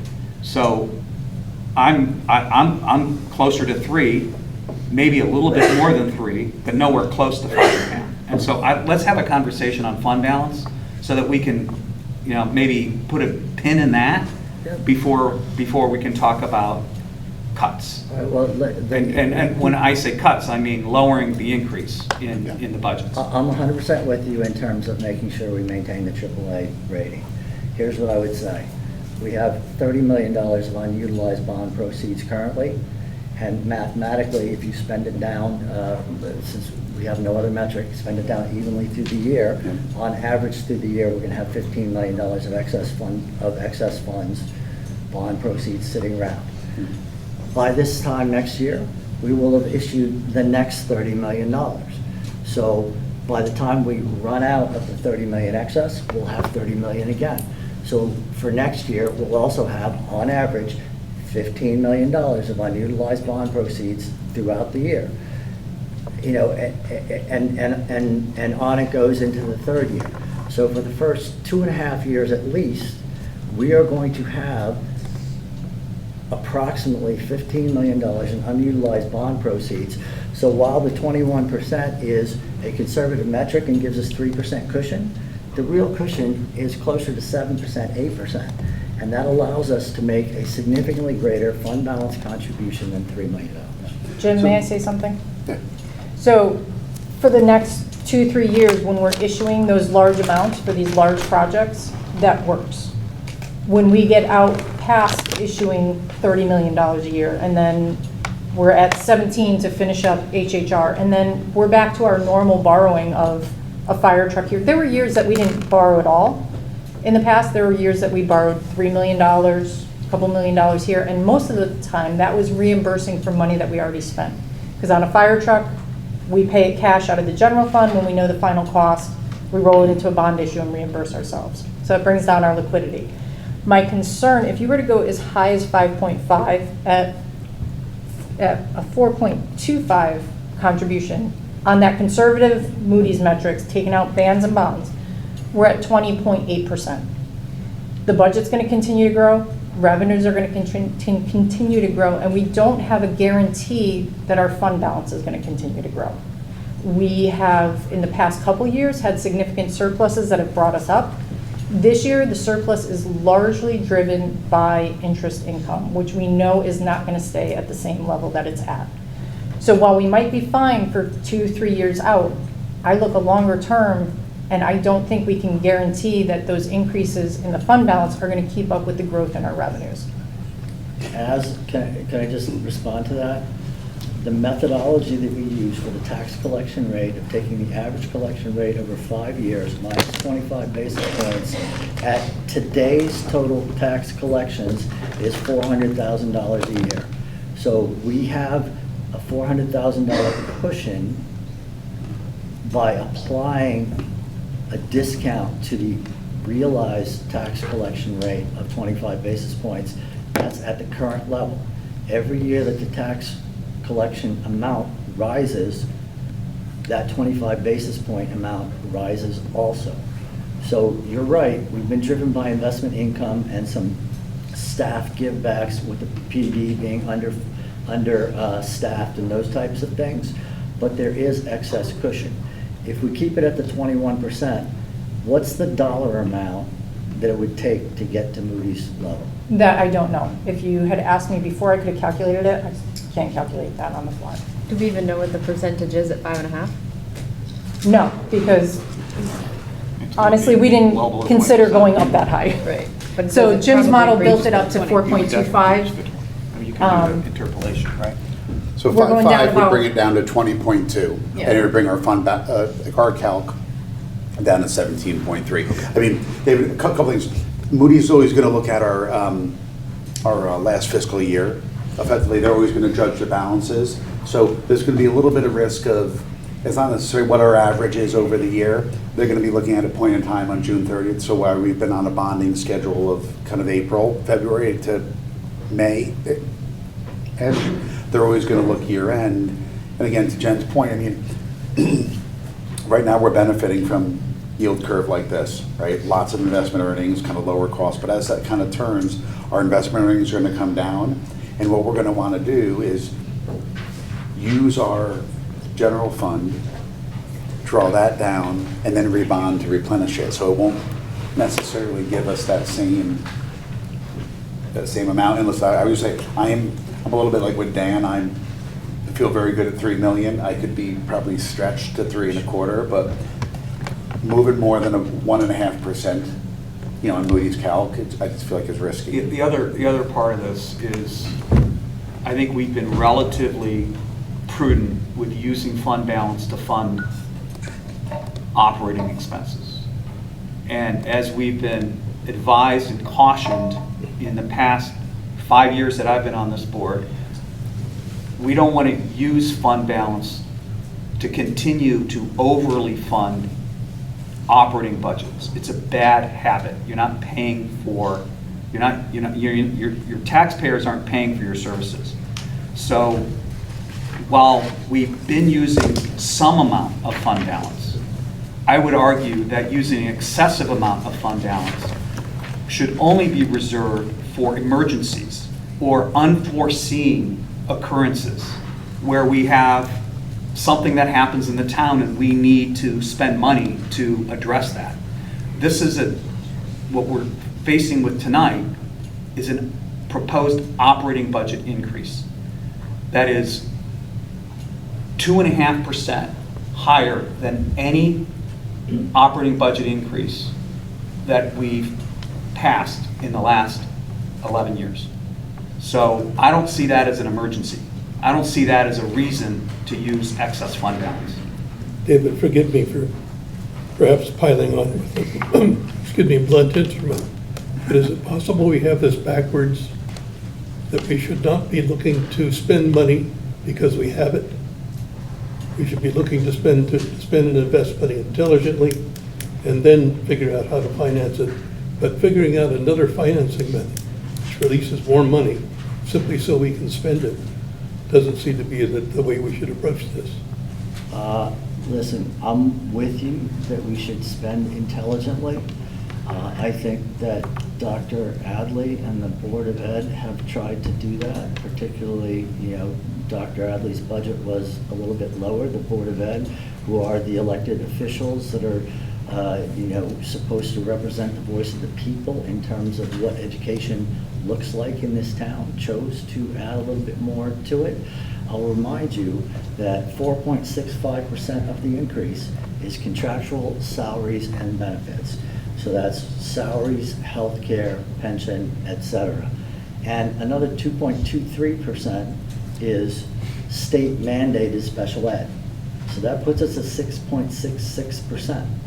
So if you're going to cut the budget to 4% or 4.3% or whatever number you're talking about, you're going to make a material impact in either sports or the delivery of educational services in this town. If we want to make a material cut and cut out a bunch of sports so that we don't have to cut out the educational services, that's a choice that the town will have to make. So let me circle back, because I wanted to talk about fund balance. Yes. Before we're talking about the Board of Ed budget. So can we just keep going on fund balance? Yeah. I wanted to, Yes, look, we're not at the Board of Ed budget yet. What I wanted, Dave, just get everyone focused on is there are two ways we fund expenditures, whether it's a fire truck, I a realize 7% budget, or a 3% budget. We either tax our taxpayers and send out bills in January and July, or we can fund some of it from on our balance sheet. That decision, in terms of how we run liquidity on our balance sheet, doesn't drive our expenses. Yeah. Whether we fund 5 million or 1 million or nothing from the general fund, we can improve the Board of Ed's entire budget. We can reduce the increase from did that 6.5 down to 4.5, 5.5, whatever it is. That doesn't, we can just pay for it with taxes. This is just a balance sheet exercise in terms of how quickly do we want to use balance sheet in lieu of sending out tax bills. And I think my view is that exercise should probably be in the 3 to 3.25 Well, we sent out the tax bills in prior years. That's how we have the excess fund balance. So in prior years, we have overtaxed residents, built up a cash balance, and now that it's time that we need to use that cash balance to minimize the impact on taxes, you're saying we're not going to do it. No, I'm saying we are. You're going to do it to $3 million, which is going to leave a substantial excess of fund balance above our target. Well, I think we're debating whether it's a substantial increase above our target. The way you're defining our target is not the way I'm defining our target. Well, what is The our way we've target? defined the target up until now, it's $3.7 million over our 15% operating guidance. That's ignoring what Moody's just gave us. And Okay? You can ignore it if you choose to, does but not I'm have a choosing target to. in On it. what that dollar amount is. What was our guidance? How did you come up with the 4%? I missed one or two meetings, but I never recall it being discussed at a board meeting nor a board vote. Okay, so let's set aside guidance on spending, and let's just finish our conversation around how we utilize balance sheet liquidity in lieu of taxes or to defer taxes. So the question is, in terms of targets that we have a Moody's 20%, by which if we fall underneath that, they've indicated that's one of the factors that could initiate a downgrade. We have our board policy, which has always been to target 15%, which was the sort of threshold between AA and AAA.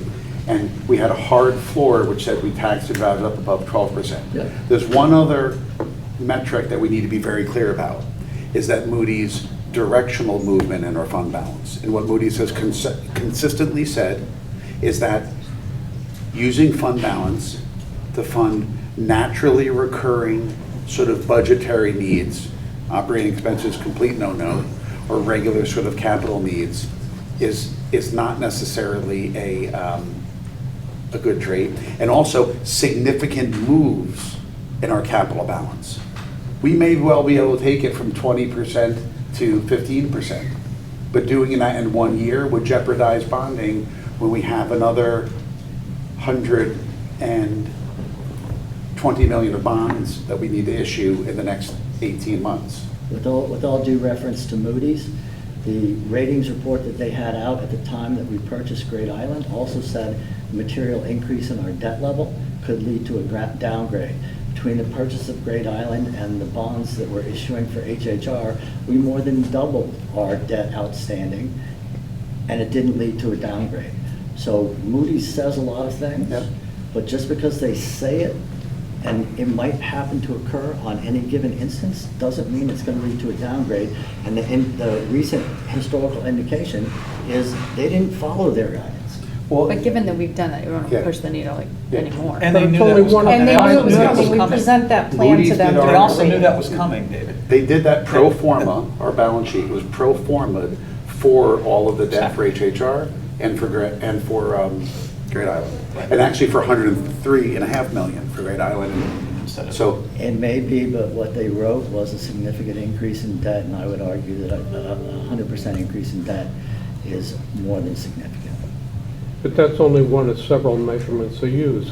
They use And so is- capacity to pay right. and willingness to pay. And so is the And we have the liquidity capacity to pay, and we have the willingness to pay, proven by our tax collection rate, right, Mr. Martin?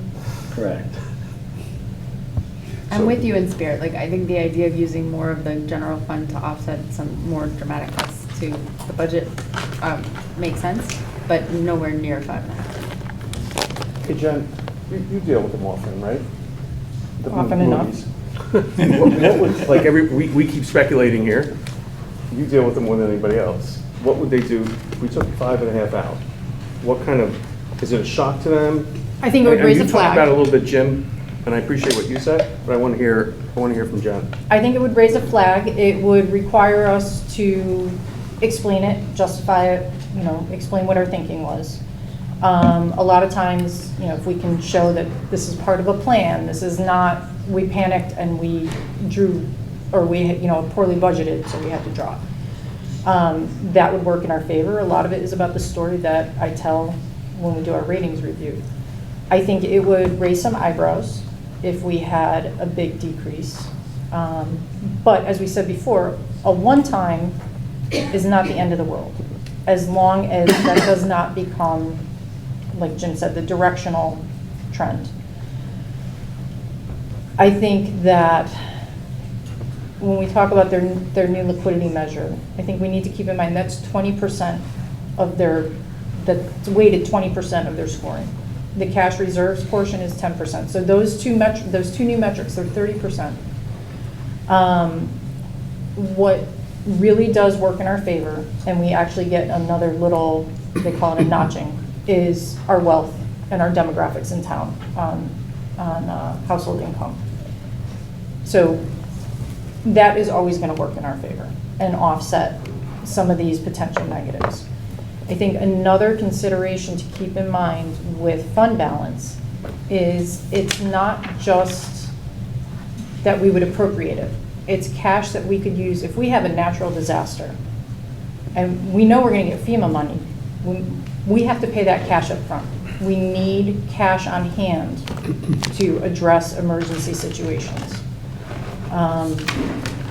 Eventually we'll get reimbursed by FEMA, but until we do, we need to have the cash because we need to be able to continue operating as well as pay those emergency expenses. So fund balance isn't just for the unexpected appropriation that comes before us. That's just one more thing to keep in mind. That's another way that we use fund balance. I was trying to think back the most we've ever used from fund balance. 3 million, is that right, or 2.7 last 2 years? Last year we used $2,640,000. I think we have used more than that. I think we've been in the 3.5 range before. Okay. Yeah, but we've appropriated it, but a lot of times it wasn't used because we had, right? Well, I forget how long ago we started appropriating it just to capital, because we used to just flow it all through the general fund. But I think in the past, maybe COVID year, we used a sizable amount. I don't remember exactly how much though. I've already beaten a dead horse, so I'm going to stop on this particular issue. I'm going to make one final comment. I agree with Jen that the fund balance is there for emergencies such as a natural disaster. If we had a natural disaster and we had several $1 million of expenses that we had to pay, we have to come up with the money. But when we establish 15% as our guidance and a 12% floor, that 15% guidance was to incorporate events like that. That number was not based on any assessment of what the cost of a natural disaster may be. Well, if it does not, then our guidance was not set properly. And I would disagree with that. We should reset the guidance level to incorporate some measure. So as I've said a couple times, we do need to rethink the fund balance level. The traditional thinking was GFOA had a recommendation out there that your fund balance level should be at least 2 months of operating expenses, so 16 point whatever percent. That doesn't make sense for every community.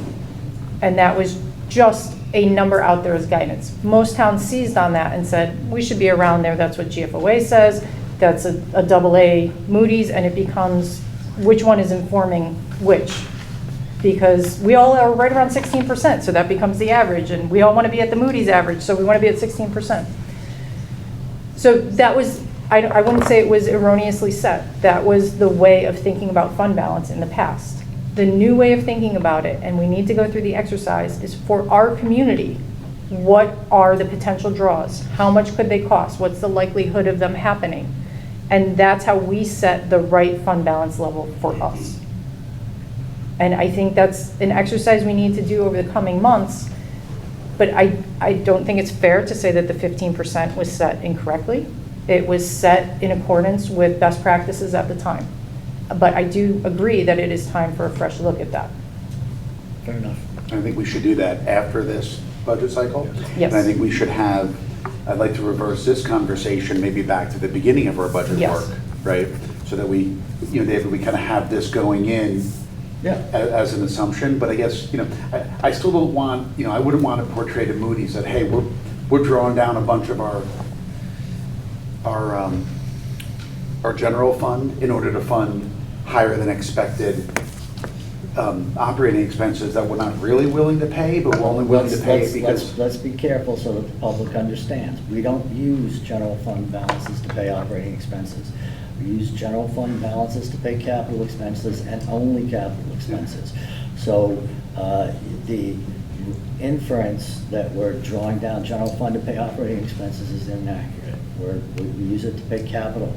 Now, you can make the case that we might be drawing it down to pay regular recurring capital, right? Because some of the items that are included in the capital component are considered regular and recurring, and Moody's probably would not be that thrilled with that either if we made it a continuing practice. And total capital between, inclusive of, let's call it security and buses. Yep. Right now is about $6 million. Yep. So we're funding, you can say we're funding, I mean, at my recommendation, I was gonna say maybe 3.25. We're funding half of our capital with our general fund. So listen, do people have more questions? Let's make sure we're all making an informed decision on this for Jen or for anyone regarding capital. We might have different opinions, but if you have questions, let's get those answered. Okay, so my suggestion is kind of coming into this at 3 million. I would be at 3.25 million, but not a penny more than that, just given where we sit via the Moody's stats. So I would make a motion to contribute 3.25 million from general fund. I'll second that motion. I would contribute 3.5.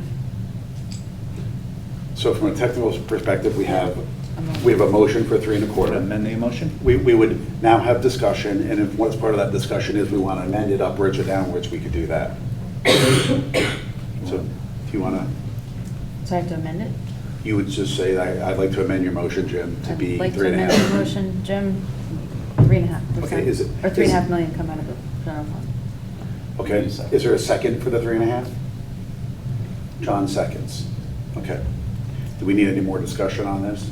I still think the number should be bigger. I mean, Okay. we could, 5.5 may not be the number, but certainly we can get to 4 Well, million. respecting process, if you'd like to make a 5.5. I'm not gonna make a motion for 5.5. Everybody has made it abundantly clear.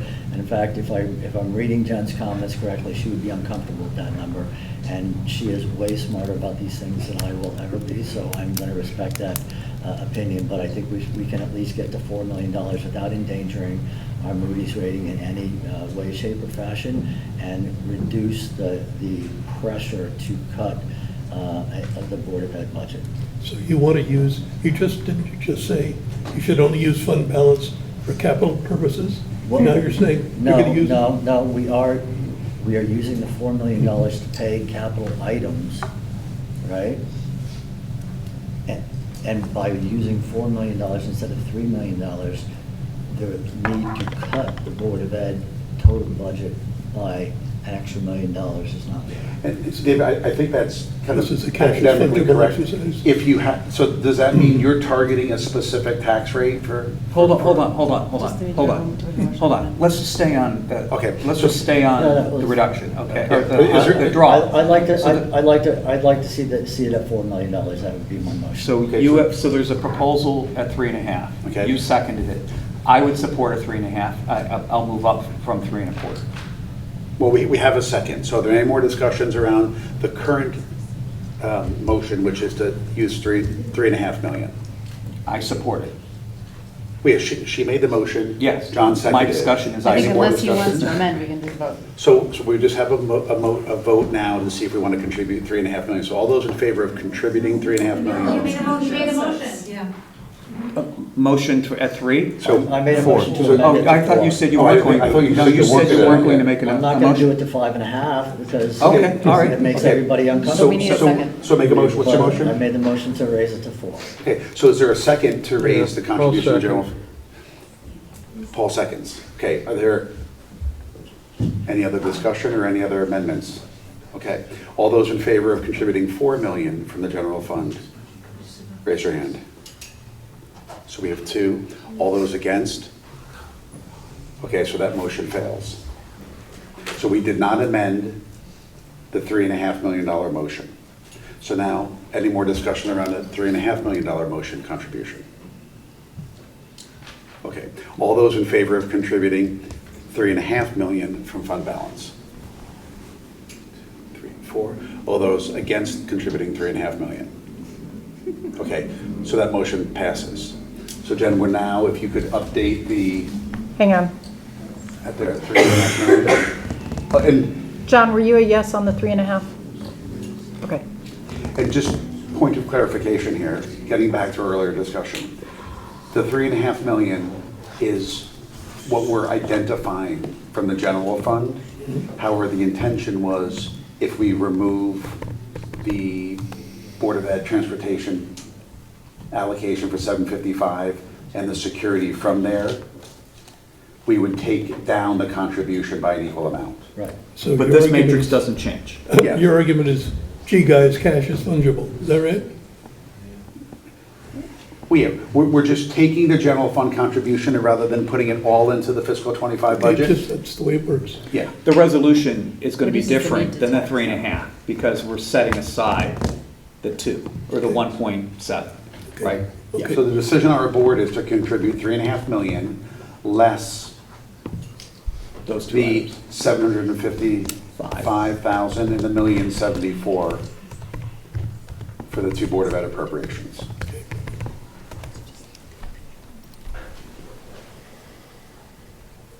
Okay. So that would be technically a 1,671 million. Does everyone agree with that? Yes. So then if we put, can we put that number in the 1,671? And then zero out You're putting it in Board of here? Ed? Yeah, these are going to foot now. They're gonna want Mine won't up. Foot. So for the public, while we're Matrices. zeroing out, yeah. these, we're not approving, we're not voting on them. You just do it manually. So Jen, could Something- you change the That's top it, left-hand that didn't corner? work. No. That didn't work. What do Yeah, you need we're me not- to do, Jim? No, the upper left isn't active, I don't think, right? That 498 should be still 599. No, it would be slightly lower because Jim's original was assuming a 3 million total. But And it's we not- went up to it's definitely not 3.5. 498. And it's definitely not 498 for all scenarios. Okay.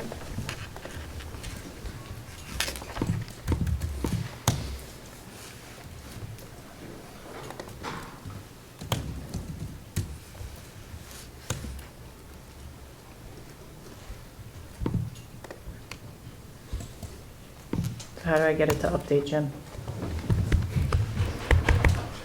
Password protected. So Jen, just go in the top left-hand cell right there, F24. One, down one. Right, yeah, F23, sorry. Yep. Just type in 1671. There you go.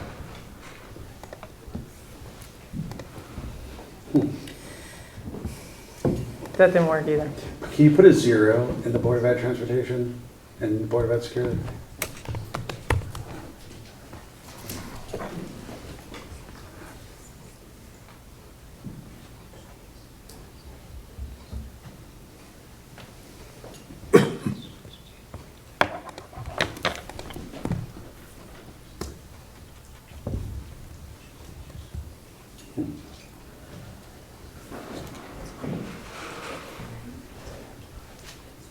All right, let's go old school.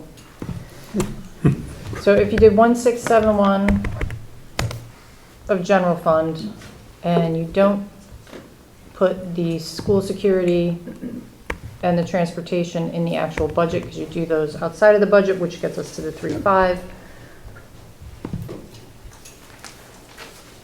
What's it say in the matrix on the very top portion, not inside?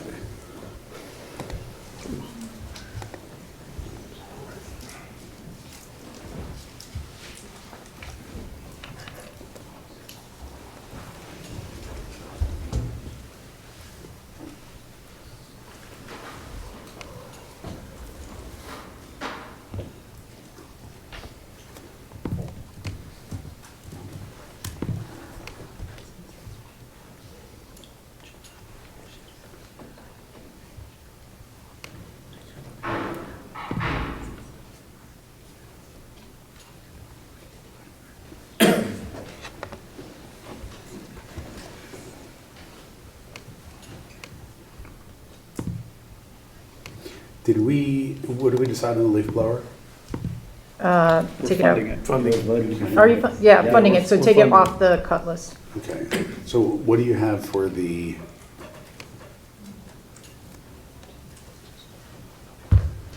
What do you have for the Board of Selectmen capital, 277?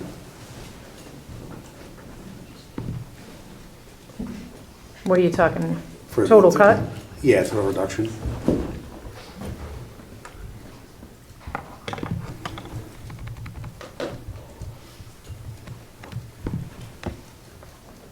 $277,875. Okay, that's what I have, so. And the Board of Ed capital, we have 310, right? Yep. And the Board of Selectmen, so, and when you type in 1.671, what do you have for the mill rate? And with, like, call it 2.5 on the Board of Ed side?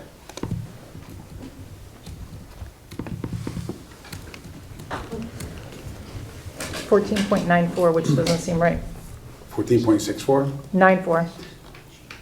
Yeah, I have 6.4.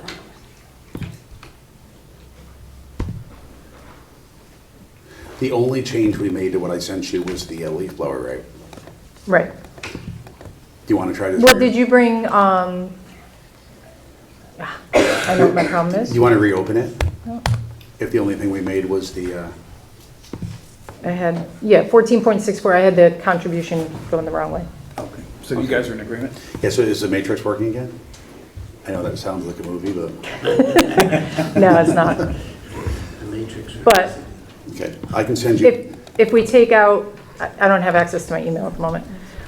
If we take out school security, bus transportation, deal with those separately, do a $1,671,000 contribution from fund balance, we're at total, and again, with the 2.5 placeholder on the Board of Ed, because that's still to be decided, we are at a 3.96% total tax increase, mill rate of 14.64, and my file has a calculation on median residential assessment is up, taxes on a median would be up 7.93%. And do you have average in there? No, I don't have the average on mine, that was only on the taxation matrix. Go to the bottom of 24, 25 budget, like right there. What's that, 5.70? 5.7. So I have 5.70, I have 3.95 for total taxes raised. Yeah, and I think what did I say, 3.96, probably rounding. Okay. What do you have for the total?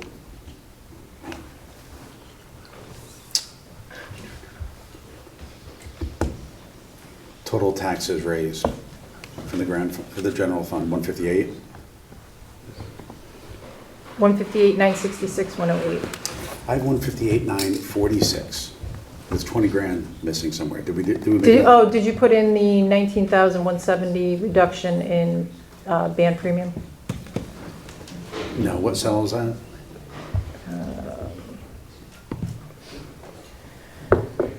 It is non-tax revenue. Was that in Board of Finance changes or that in the full budget tab? Go in the full budget because you probably don't have a cell for it because it wasn't in last night's model because we didn't have the change yet. So it's row 851. T851. T851? Yep, would be 19,210. A positive or negative? Positive because we're decreasing revenue. Okay, 19. 210. 210. And so in terms of total taxes, I have 158, 966, 108? Yep. Okay. And 3.96? Yep. Okay.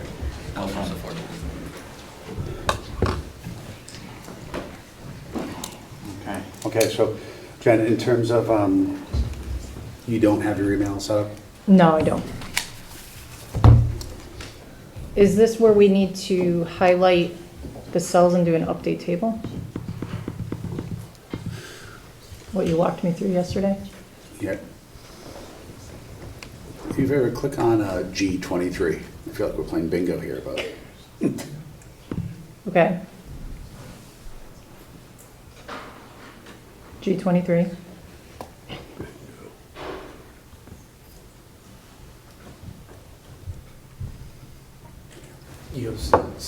2.5 equals.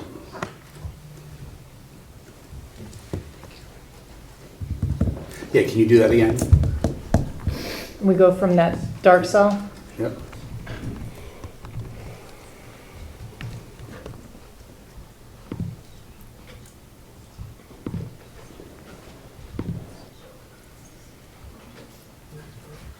Remind me what I do Yeah, here. that's the click on negative 2.5 there. Click on like N12 or whatever that, yeah?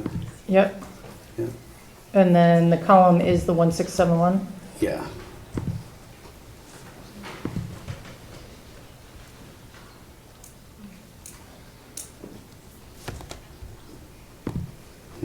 I can, Can we, I love your matrix. Yeah, can we go? just use the top row. All we need to focus on is the top row, right? The top row is active. So now that we've agreed on a $3.5 million contribution, which netting out the two Board of Ed transfers gets us to 1.671. If you look at the top row of that matrix, a Board of Ed operating budget that was 5.17% more than their last year budget, which is 5.9 million, would generate a tax to the average homeowner of 6.35, and on the opposite end of that, if we cut it by 3.5 million, that would bring a tax increase of 505.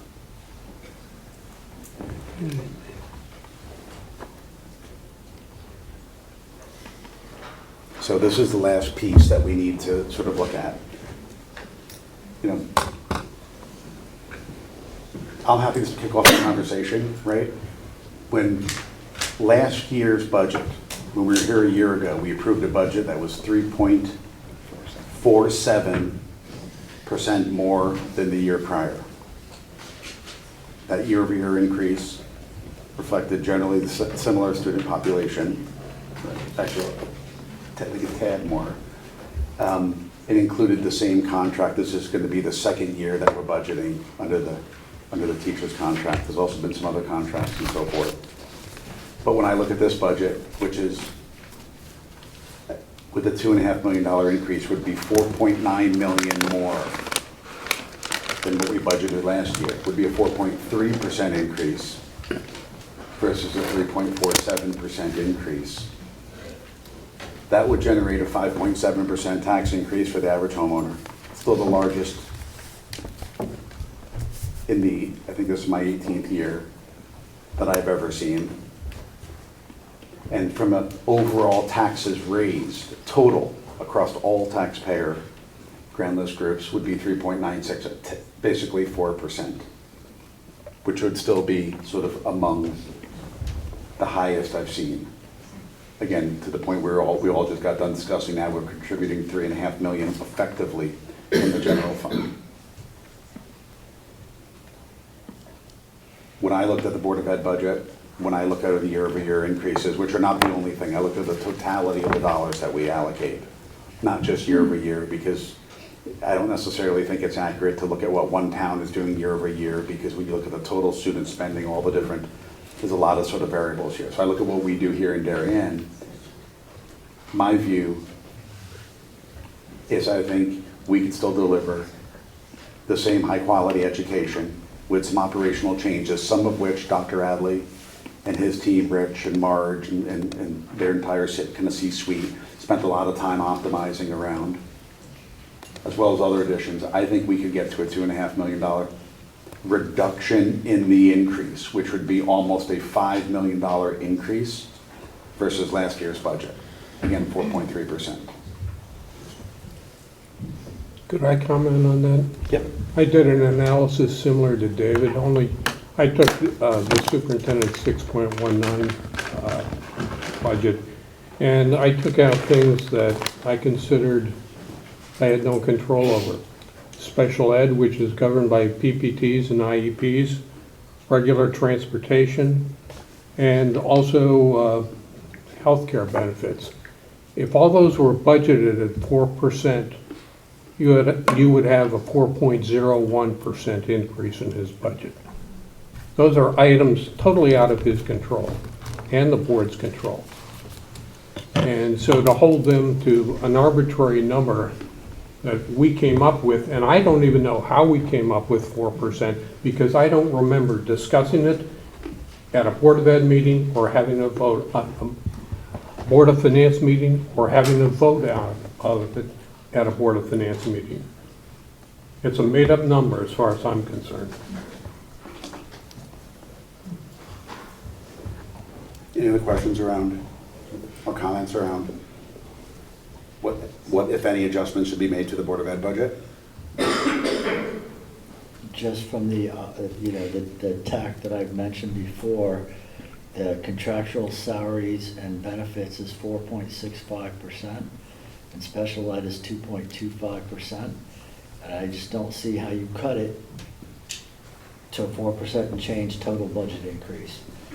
And with the items that Paul has mentioned being completely out of the control of special ed, healthcare, and transportation, I think that substantiates that. I'm not gonna be comfortable at a $2.5 million cut. David, one question to ask is that, as I remember, and correct me if I'm wrong, Dr. Hadley's budget recommended several FTE cuts. He did. Did it not? And his That would reduce the salaries in the budget. to That would reduce 6.19%. the health benefits. That would reduce the pension as well. So don't you have to take all of the changes that are appropriate and factor them in, rather than just simply saying, this is a fixed number, it's higher than 4%, therefore we have to take it as if it was immutable and unchangeable. Those numbers that I cited were provided by the Board of Ed based on the budget that had been approved.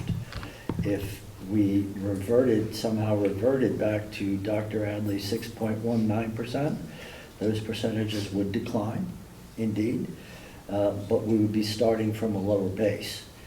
So mathematically, it still works out to be effectively the same. Well, just to make sure we're level set. Statistically, yes, dollar-wise, no. The budget that was originally proposed by Dr. Adley, right, was 6.19%, I believe, right? Correct. Yeah. Pro forma for that, the fact that we are about to approve $755,000 to go out and buy more Suburbans, Sprinters, wheelchair vehicles, and Type 2 buses, which I think will generate, originally showed approximately $400,000 of the savings in this year, because we can't necessarily get it in place for summer school. So all else being equal, if we're going to make a $755,000 bus investment, then that budget would have been down 400, and on a run rate basis, I think 600 area. So, that said, ultimately our responsibility is not to choose how the Board of Ed spends their money. Part of our responsibility is to develop the overall tax rate. Jim, I was in no way suggesting that. I was simply asking David and Paul as to how, in fact, their statistics ought to be viewed. And I don't think it should be viewed in percentages. It ought to be viewed in dollars. That's what we're spending. That's all. That's all I was saying. Good point.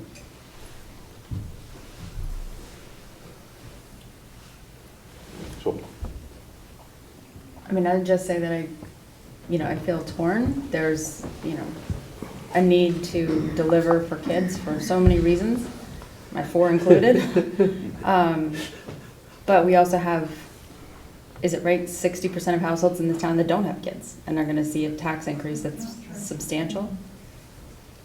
Can anyone refute that? I'm one of them.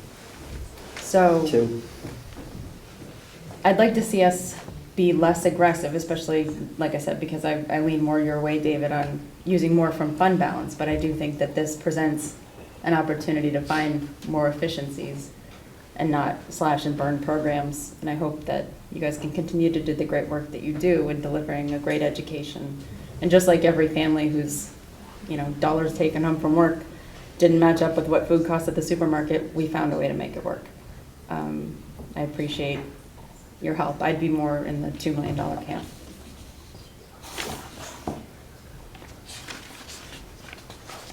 I'm with Taylor on that. I'd like to be in the $2 million area. We kind of took an extra $500,000 out of fund.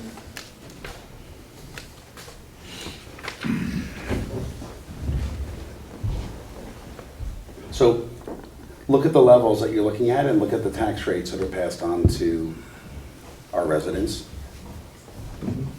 And, there's a lot of discussion around what's the cut, or what's the reduction from the increase, which the Board of Ed all got together effectively, I think, throughout many of Dr. Adley's proposed initiatives in the budget, and increased it, right? I think it increased by, 800,000-ish, right? Because there's a $400,000 savings built into there because of $750,000 that we're approving for buses, Yep. right? I think the question that this town does not support education when we're putting the final touches and about to close out a $16 million elementary school. And David and the team are working on a $101.5 million massive renovation to 3 schools. We're buying buses. We are funding security enhancements that will, I guess, eventually kind of come to us in the coming weeks here. We are finishing the touches on I think what will be a totality of $1 million investment in our auditorium, which I believe supports arts, music, and other sort of programs and so forth. We've just redid a track, every aspect of that. I think the notion that this town is not investing in schools, we just supported, again, this was 2 years ago, the highest ever increase in the teacher's contract. Highest ever, right? This is the second year of that, not the first year. So last year, which was 3.47%, incorporated that investment we made in our teachers. So I think when I think about rolling that forward another year, should that be going from 3.47% in the same contract to 4.3%? Most of what you just brought up are fixed assets, not classroom assets. Teachers working with kids and materials in the classroom. You have to look at the budget. The largest increases are in special ed, transportation, and healthcare. He has no control over that. I'd like to buy a house on Long Neck Point for $200,000. It isn't going to happen. We have to take into account certain things you don't have. And I've been on Rich's side. I had to argue this about a month ago. You just can't do it. You can't take $2.5 million out of the education budget. Can you add $5 million to last year's? What? Can we add $5 million to last year's budget? Well, my father moved here in '62. My family has had over 100 school years in Darien schools. And in 1996, I wrote a letter sitting over there that I would support the tax increase, which was about this much. And the next year, I ran for Board of Finance and won the primary, so I got a seat on this board.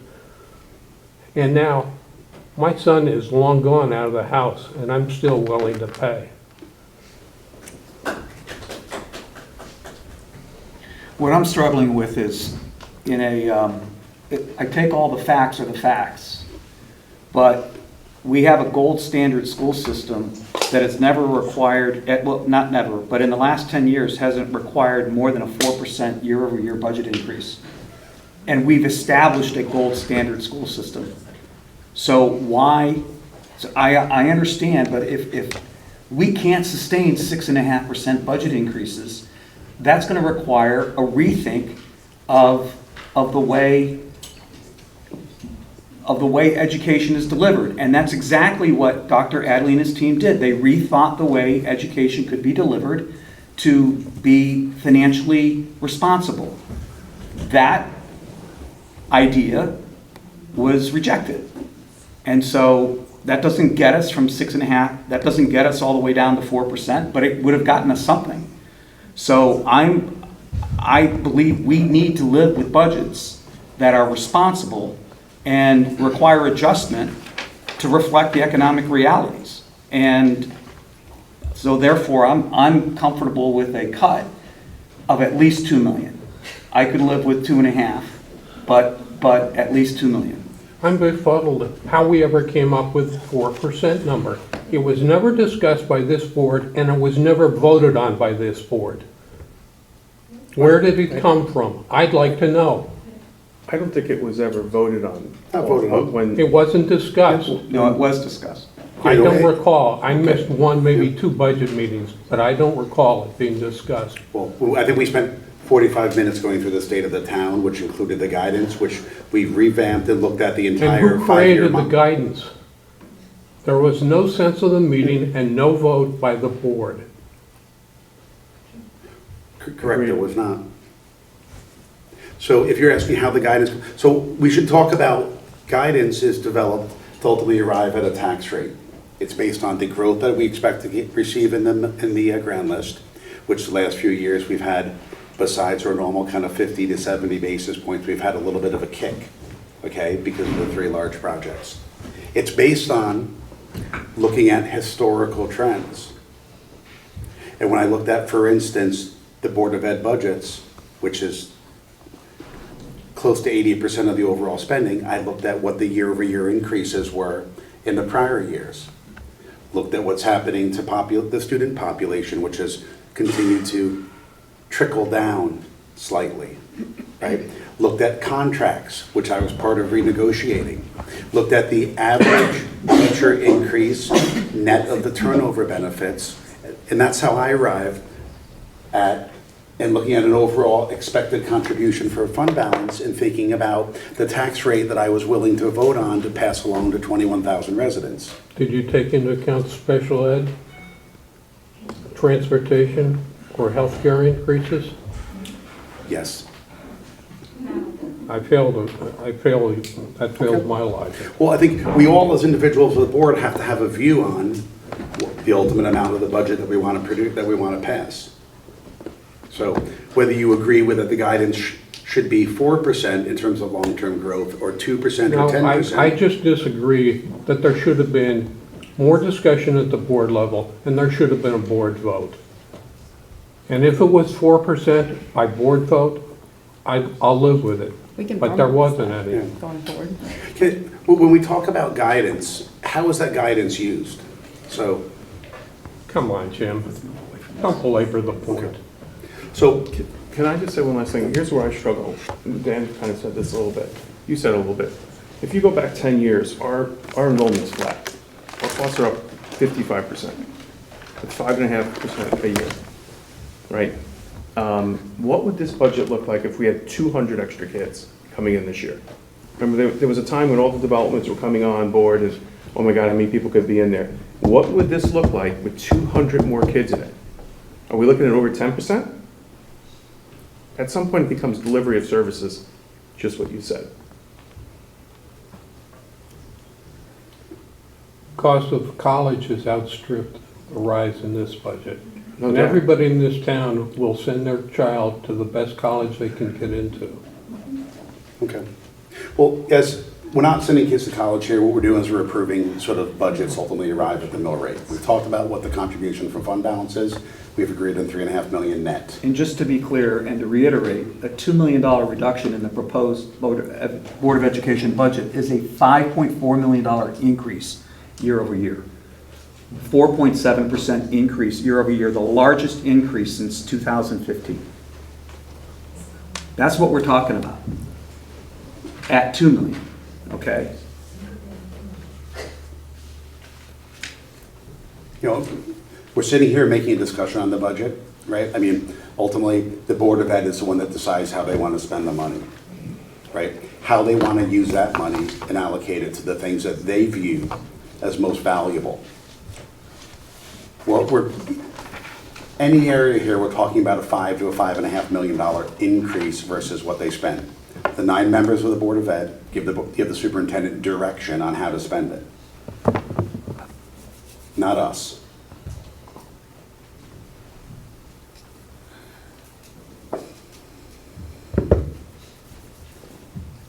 So, We've spent a lot of time talking about the percentage increase in taxes to the median.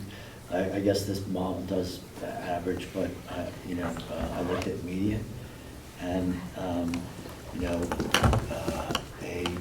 6.4% increase causes the median homeowner's tax to rise $980 a year, which is $82 a month. So if instead of looking at percentages, we look at the dollar impact per taxpayer, if you cut $1.5 million, that's $82 a month to the median taxpayer. So if you cut 2.5, I can't do the math in my head, but if you cut 2.5, you're gonna drop that number into the 70s a month increase per taxpayer.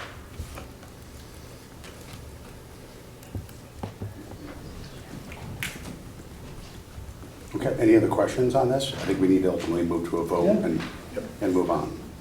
So,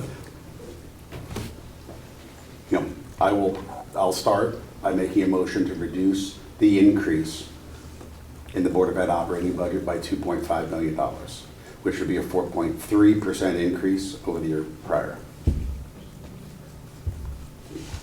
Is there a second? I moved to amend it to 2 million. Well, the first, you have to be, We have if there's to not do a that? second, then somebody can make another motion. I think we amended it first last time. Is there a second? For what, 2 million? 2.5. For a $2.5 million reduction. There's no second. Okay, there's no second. Are there any other motions? I'll make a motion to reduce the increase by 2 million. Second. The second. Any discussion or desire to amend that motion? I would make a motion to amend the 2 million to 2.25 million. Is there a second? Okay, so we have a motion for 2 million. Any more discussion around 2 million? Okay, all those in favor of a $2 million reduction in the Board of Ed budget, which would leave us at a 4.73% increase. All those against a $2 million reduction. Okay, so the $2 million reduction passes. So Jen, can you update the, column N to be negative 2 million?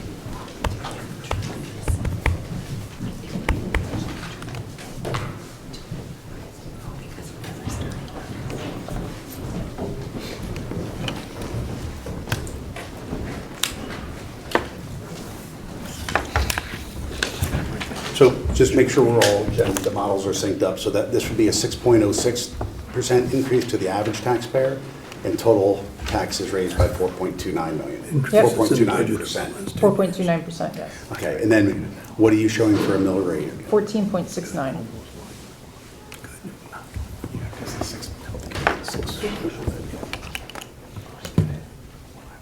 14.69. And total taxes, just to make sure the dollar amount is? 161, 740, 521.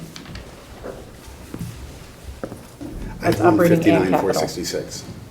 What do you have? 159, 466? Oh, you're looking at just operating? 159, 466, 108. Yes. Non-tax revenue, we have like 13,982, Yep. 614. Okay. Okay, so is everybody comfortable in terms of what we're voting on?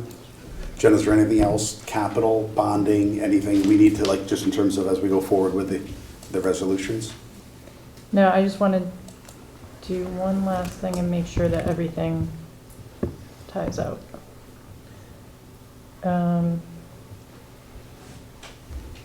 1 second.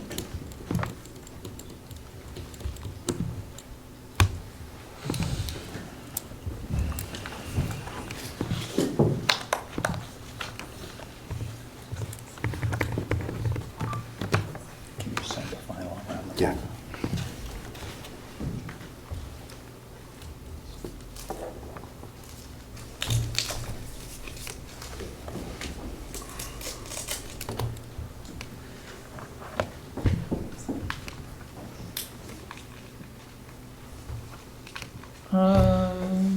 Yep, we're good. Okay. Are you going to fill in the numbers for the, Yes. and we're going to have the special resolution for the board, for the 755? Yeah, you'll have to make a motion to add, a special appropriation of the 1,671,000.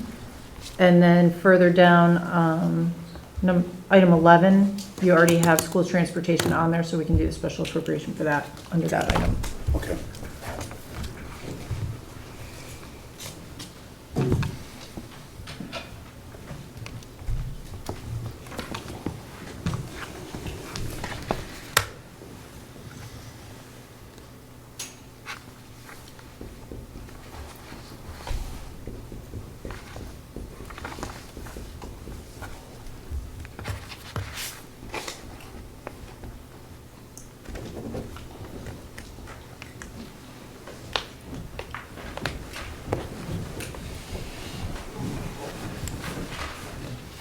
The median will be 8.3% tax increase for the median taxpayer.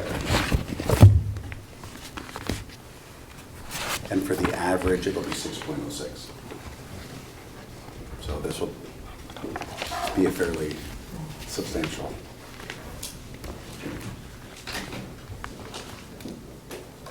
All right, actually, Jen, can I sit pause for 1 second? The mill rate?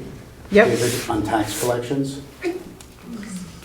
In terms of the collection rate, right now, we're at 25. Less 25 basis points. We're less 25 basis points. What's it So- at 99? 99.48 is our budgeted collection rate, and our 5-year average is 99.73. So, Did the same thing last year, right? Yeah, We so- shaved off a 25 basis. 25 basis. 25 basis points. So listen, I would leave it at 25. you don't think any change? It's not substantive, given the other It's decisions. not to make. substantive, given the other considerations, given the amount of concern voiced about, endangering our fund balance. I think that the 25 basis point cushion might be necessary, given the concern that's on this board. And not even moving like to a 20 basis point? We don't think? Okay. 20 basis points is $80,000 on $160-some million. Or the 5, yeah, the 5 is. Okay.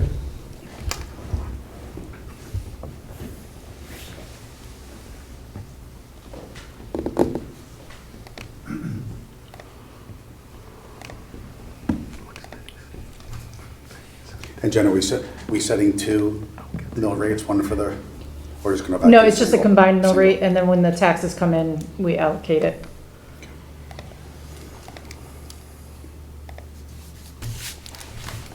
Is that resolution in the packet?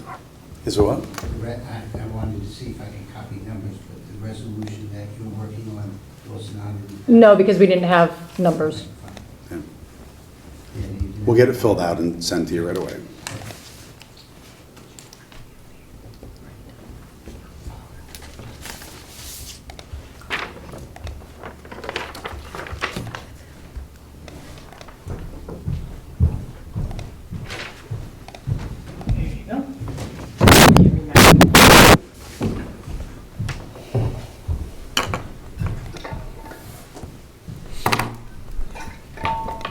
I won't do this as well as Ms. Ostrowski, I can tell you.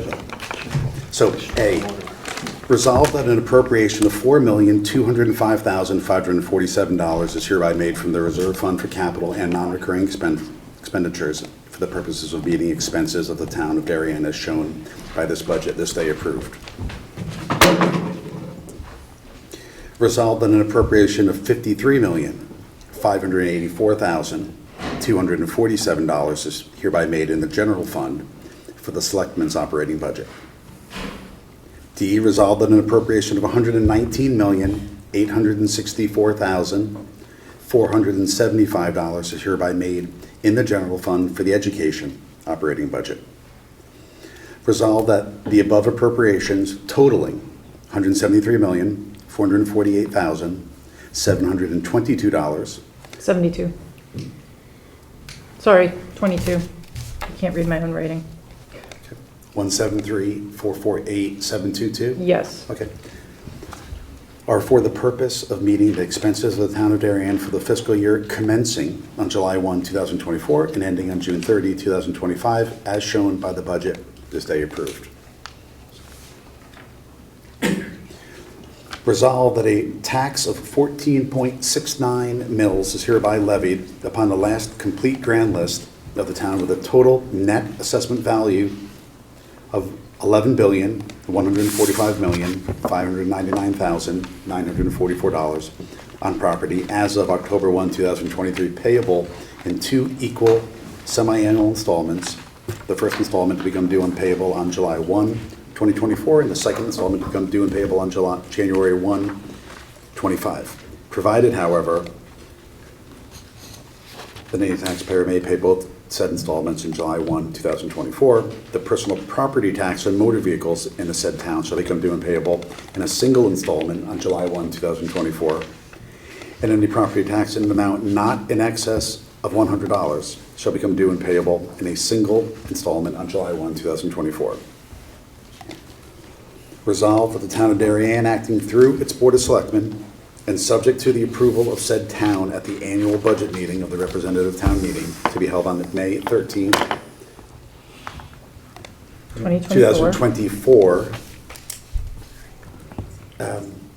to be authorized to borrow on the notes or notes of the town the sum of $5 million or so much thereof as may be necessary for the general expenses of the town pending the collection of either or both of said semi-annual installments of taxes on or prior to June 30, 2025.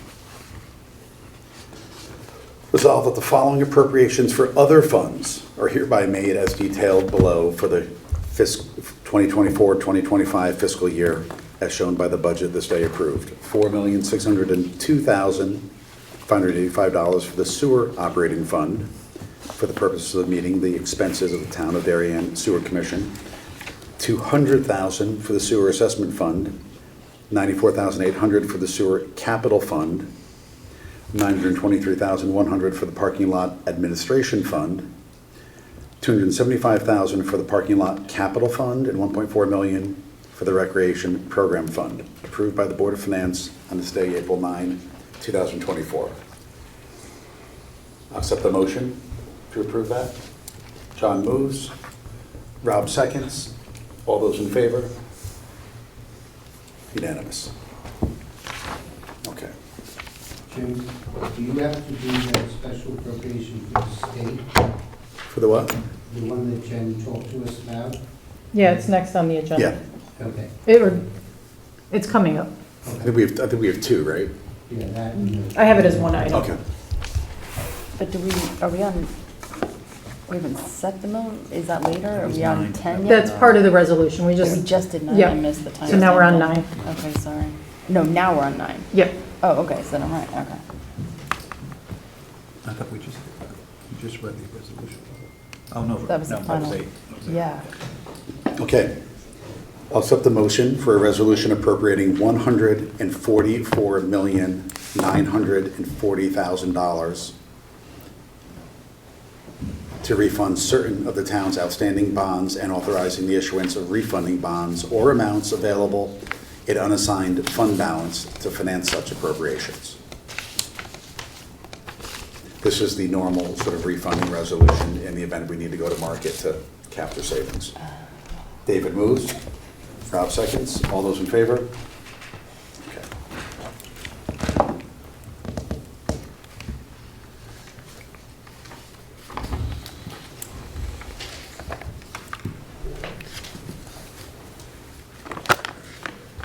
Jen, do you have the dollar amounts of the...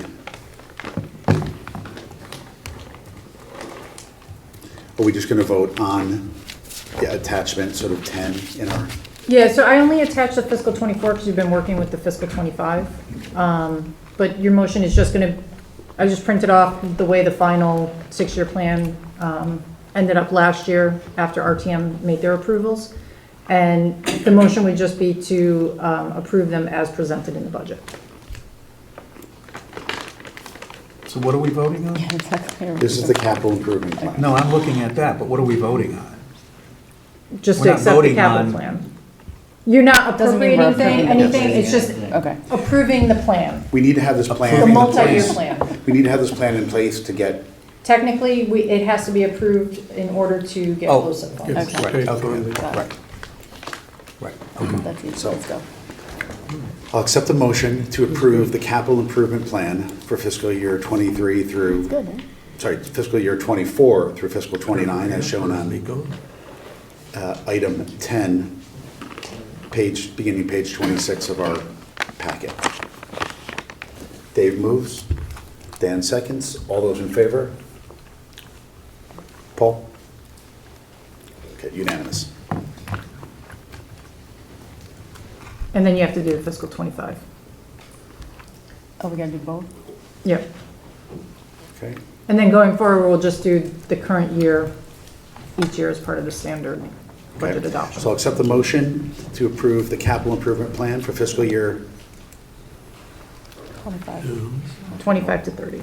25 to fiscal year 2030, as shown on item, it's 11, Jen? No, this is all in item 10. I didn't print it off for you. You just approve, you can just approve On both in item one 10. motion. I guess we could have done these together. All those in favor, or Dave moves, John seconds, all those in favor? Okay, it's unanimous. At this point, you should have somebody move to add a special appropriation of $1,671,000. Okay, I'd like to move a special appropriation for $1,671,000 from the general fund to fund, do we have to identify To the reserve specific? for, you can just say to the reserve for capital Okay, to the non-recurring reserve fund for expenses. capital non-recurring expenses to fund capital items. Rob seconds. All those in favor? Fund balance move. Right, Fund balance. fund balance.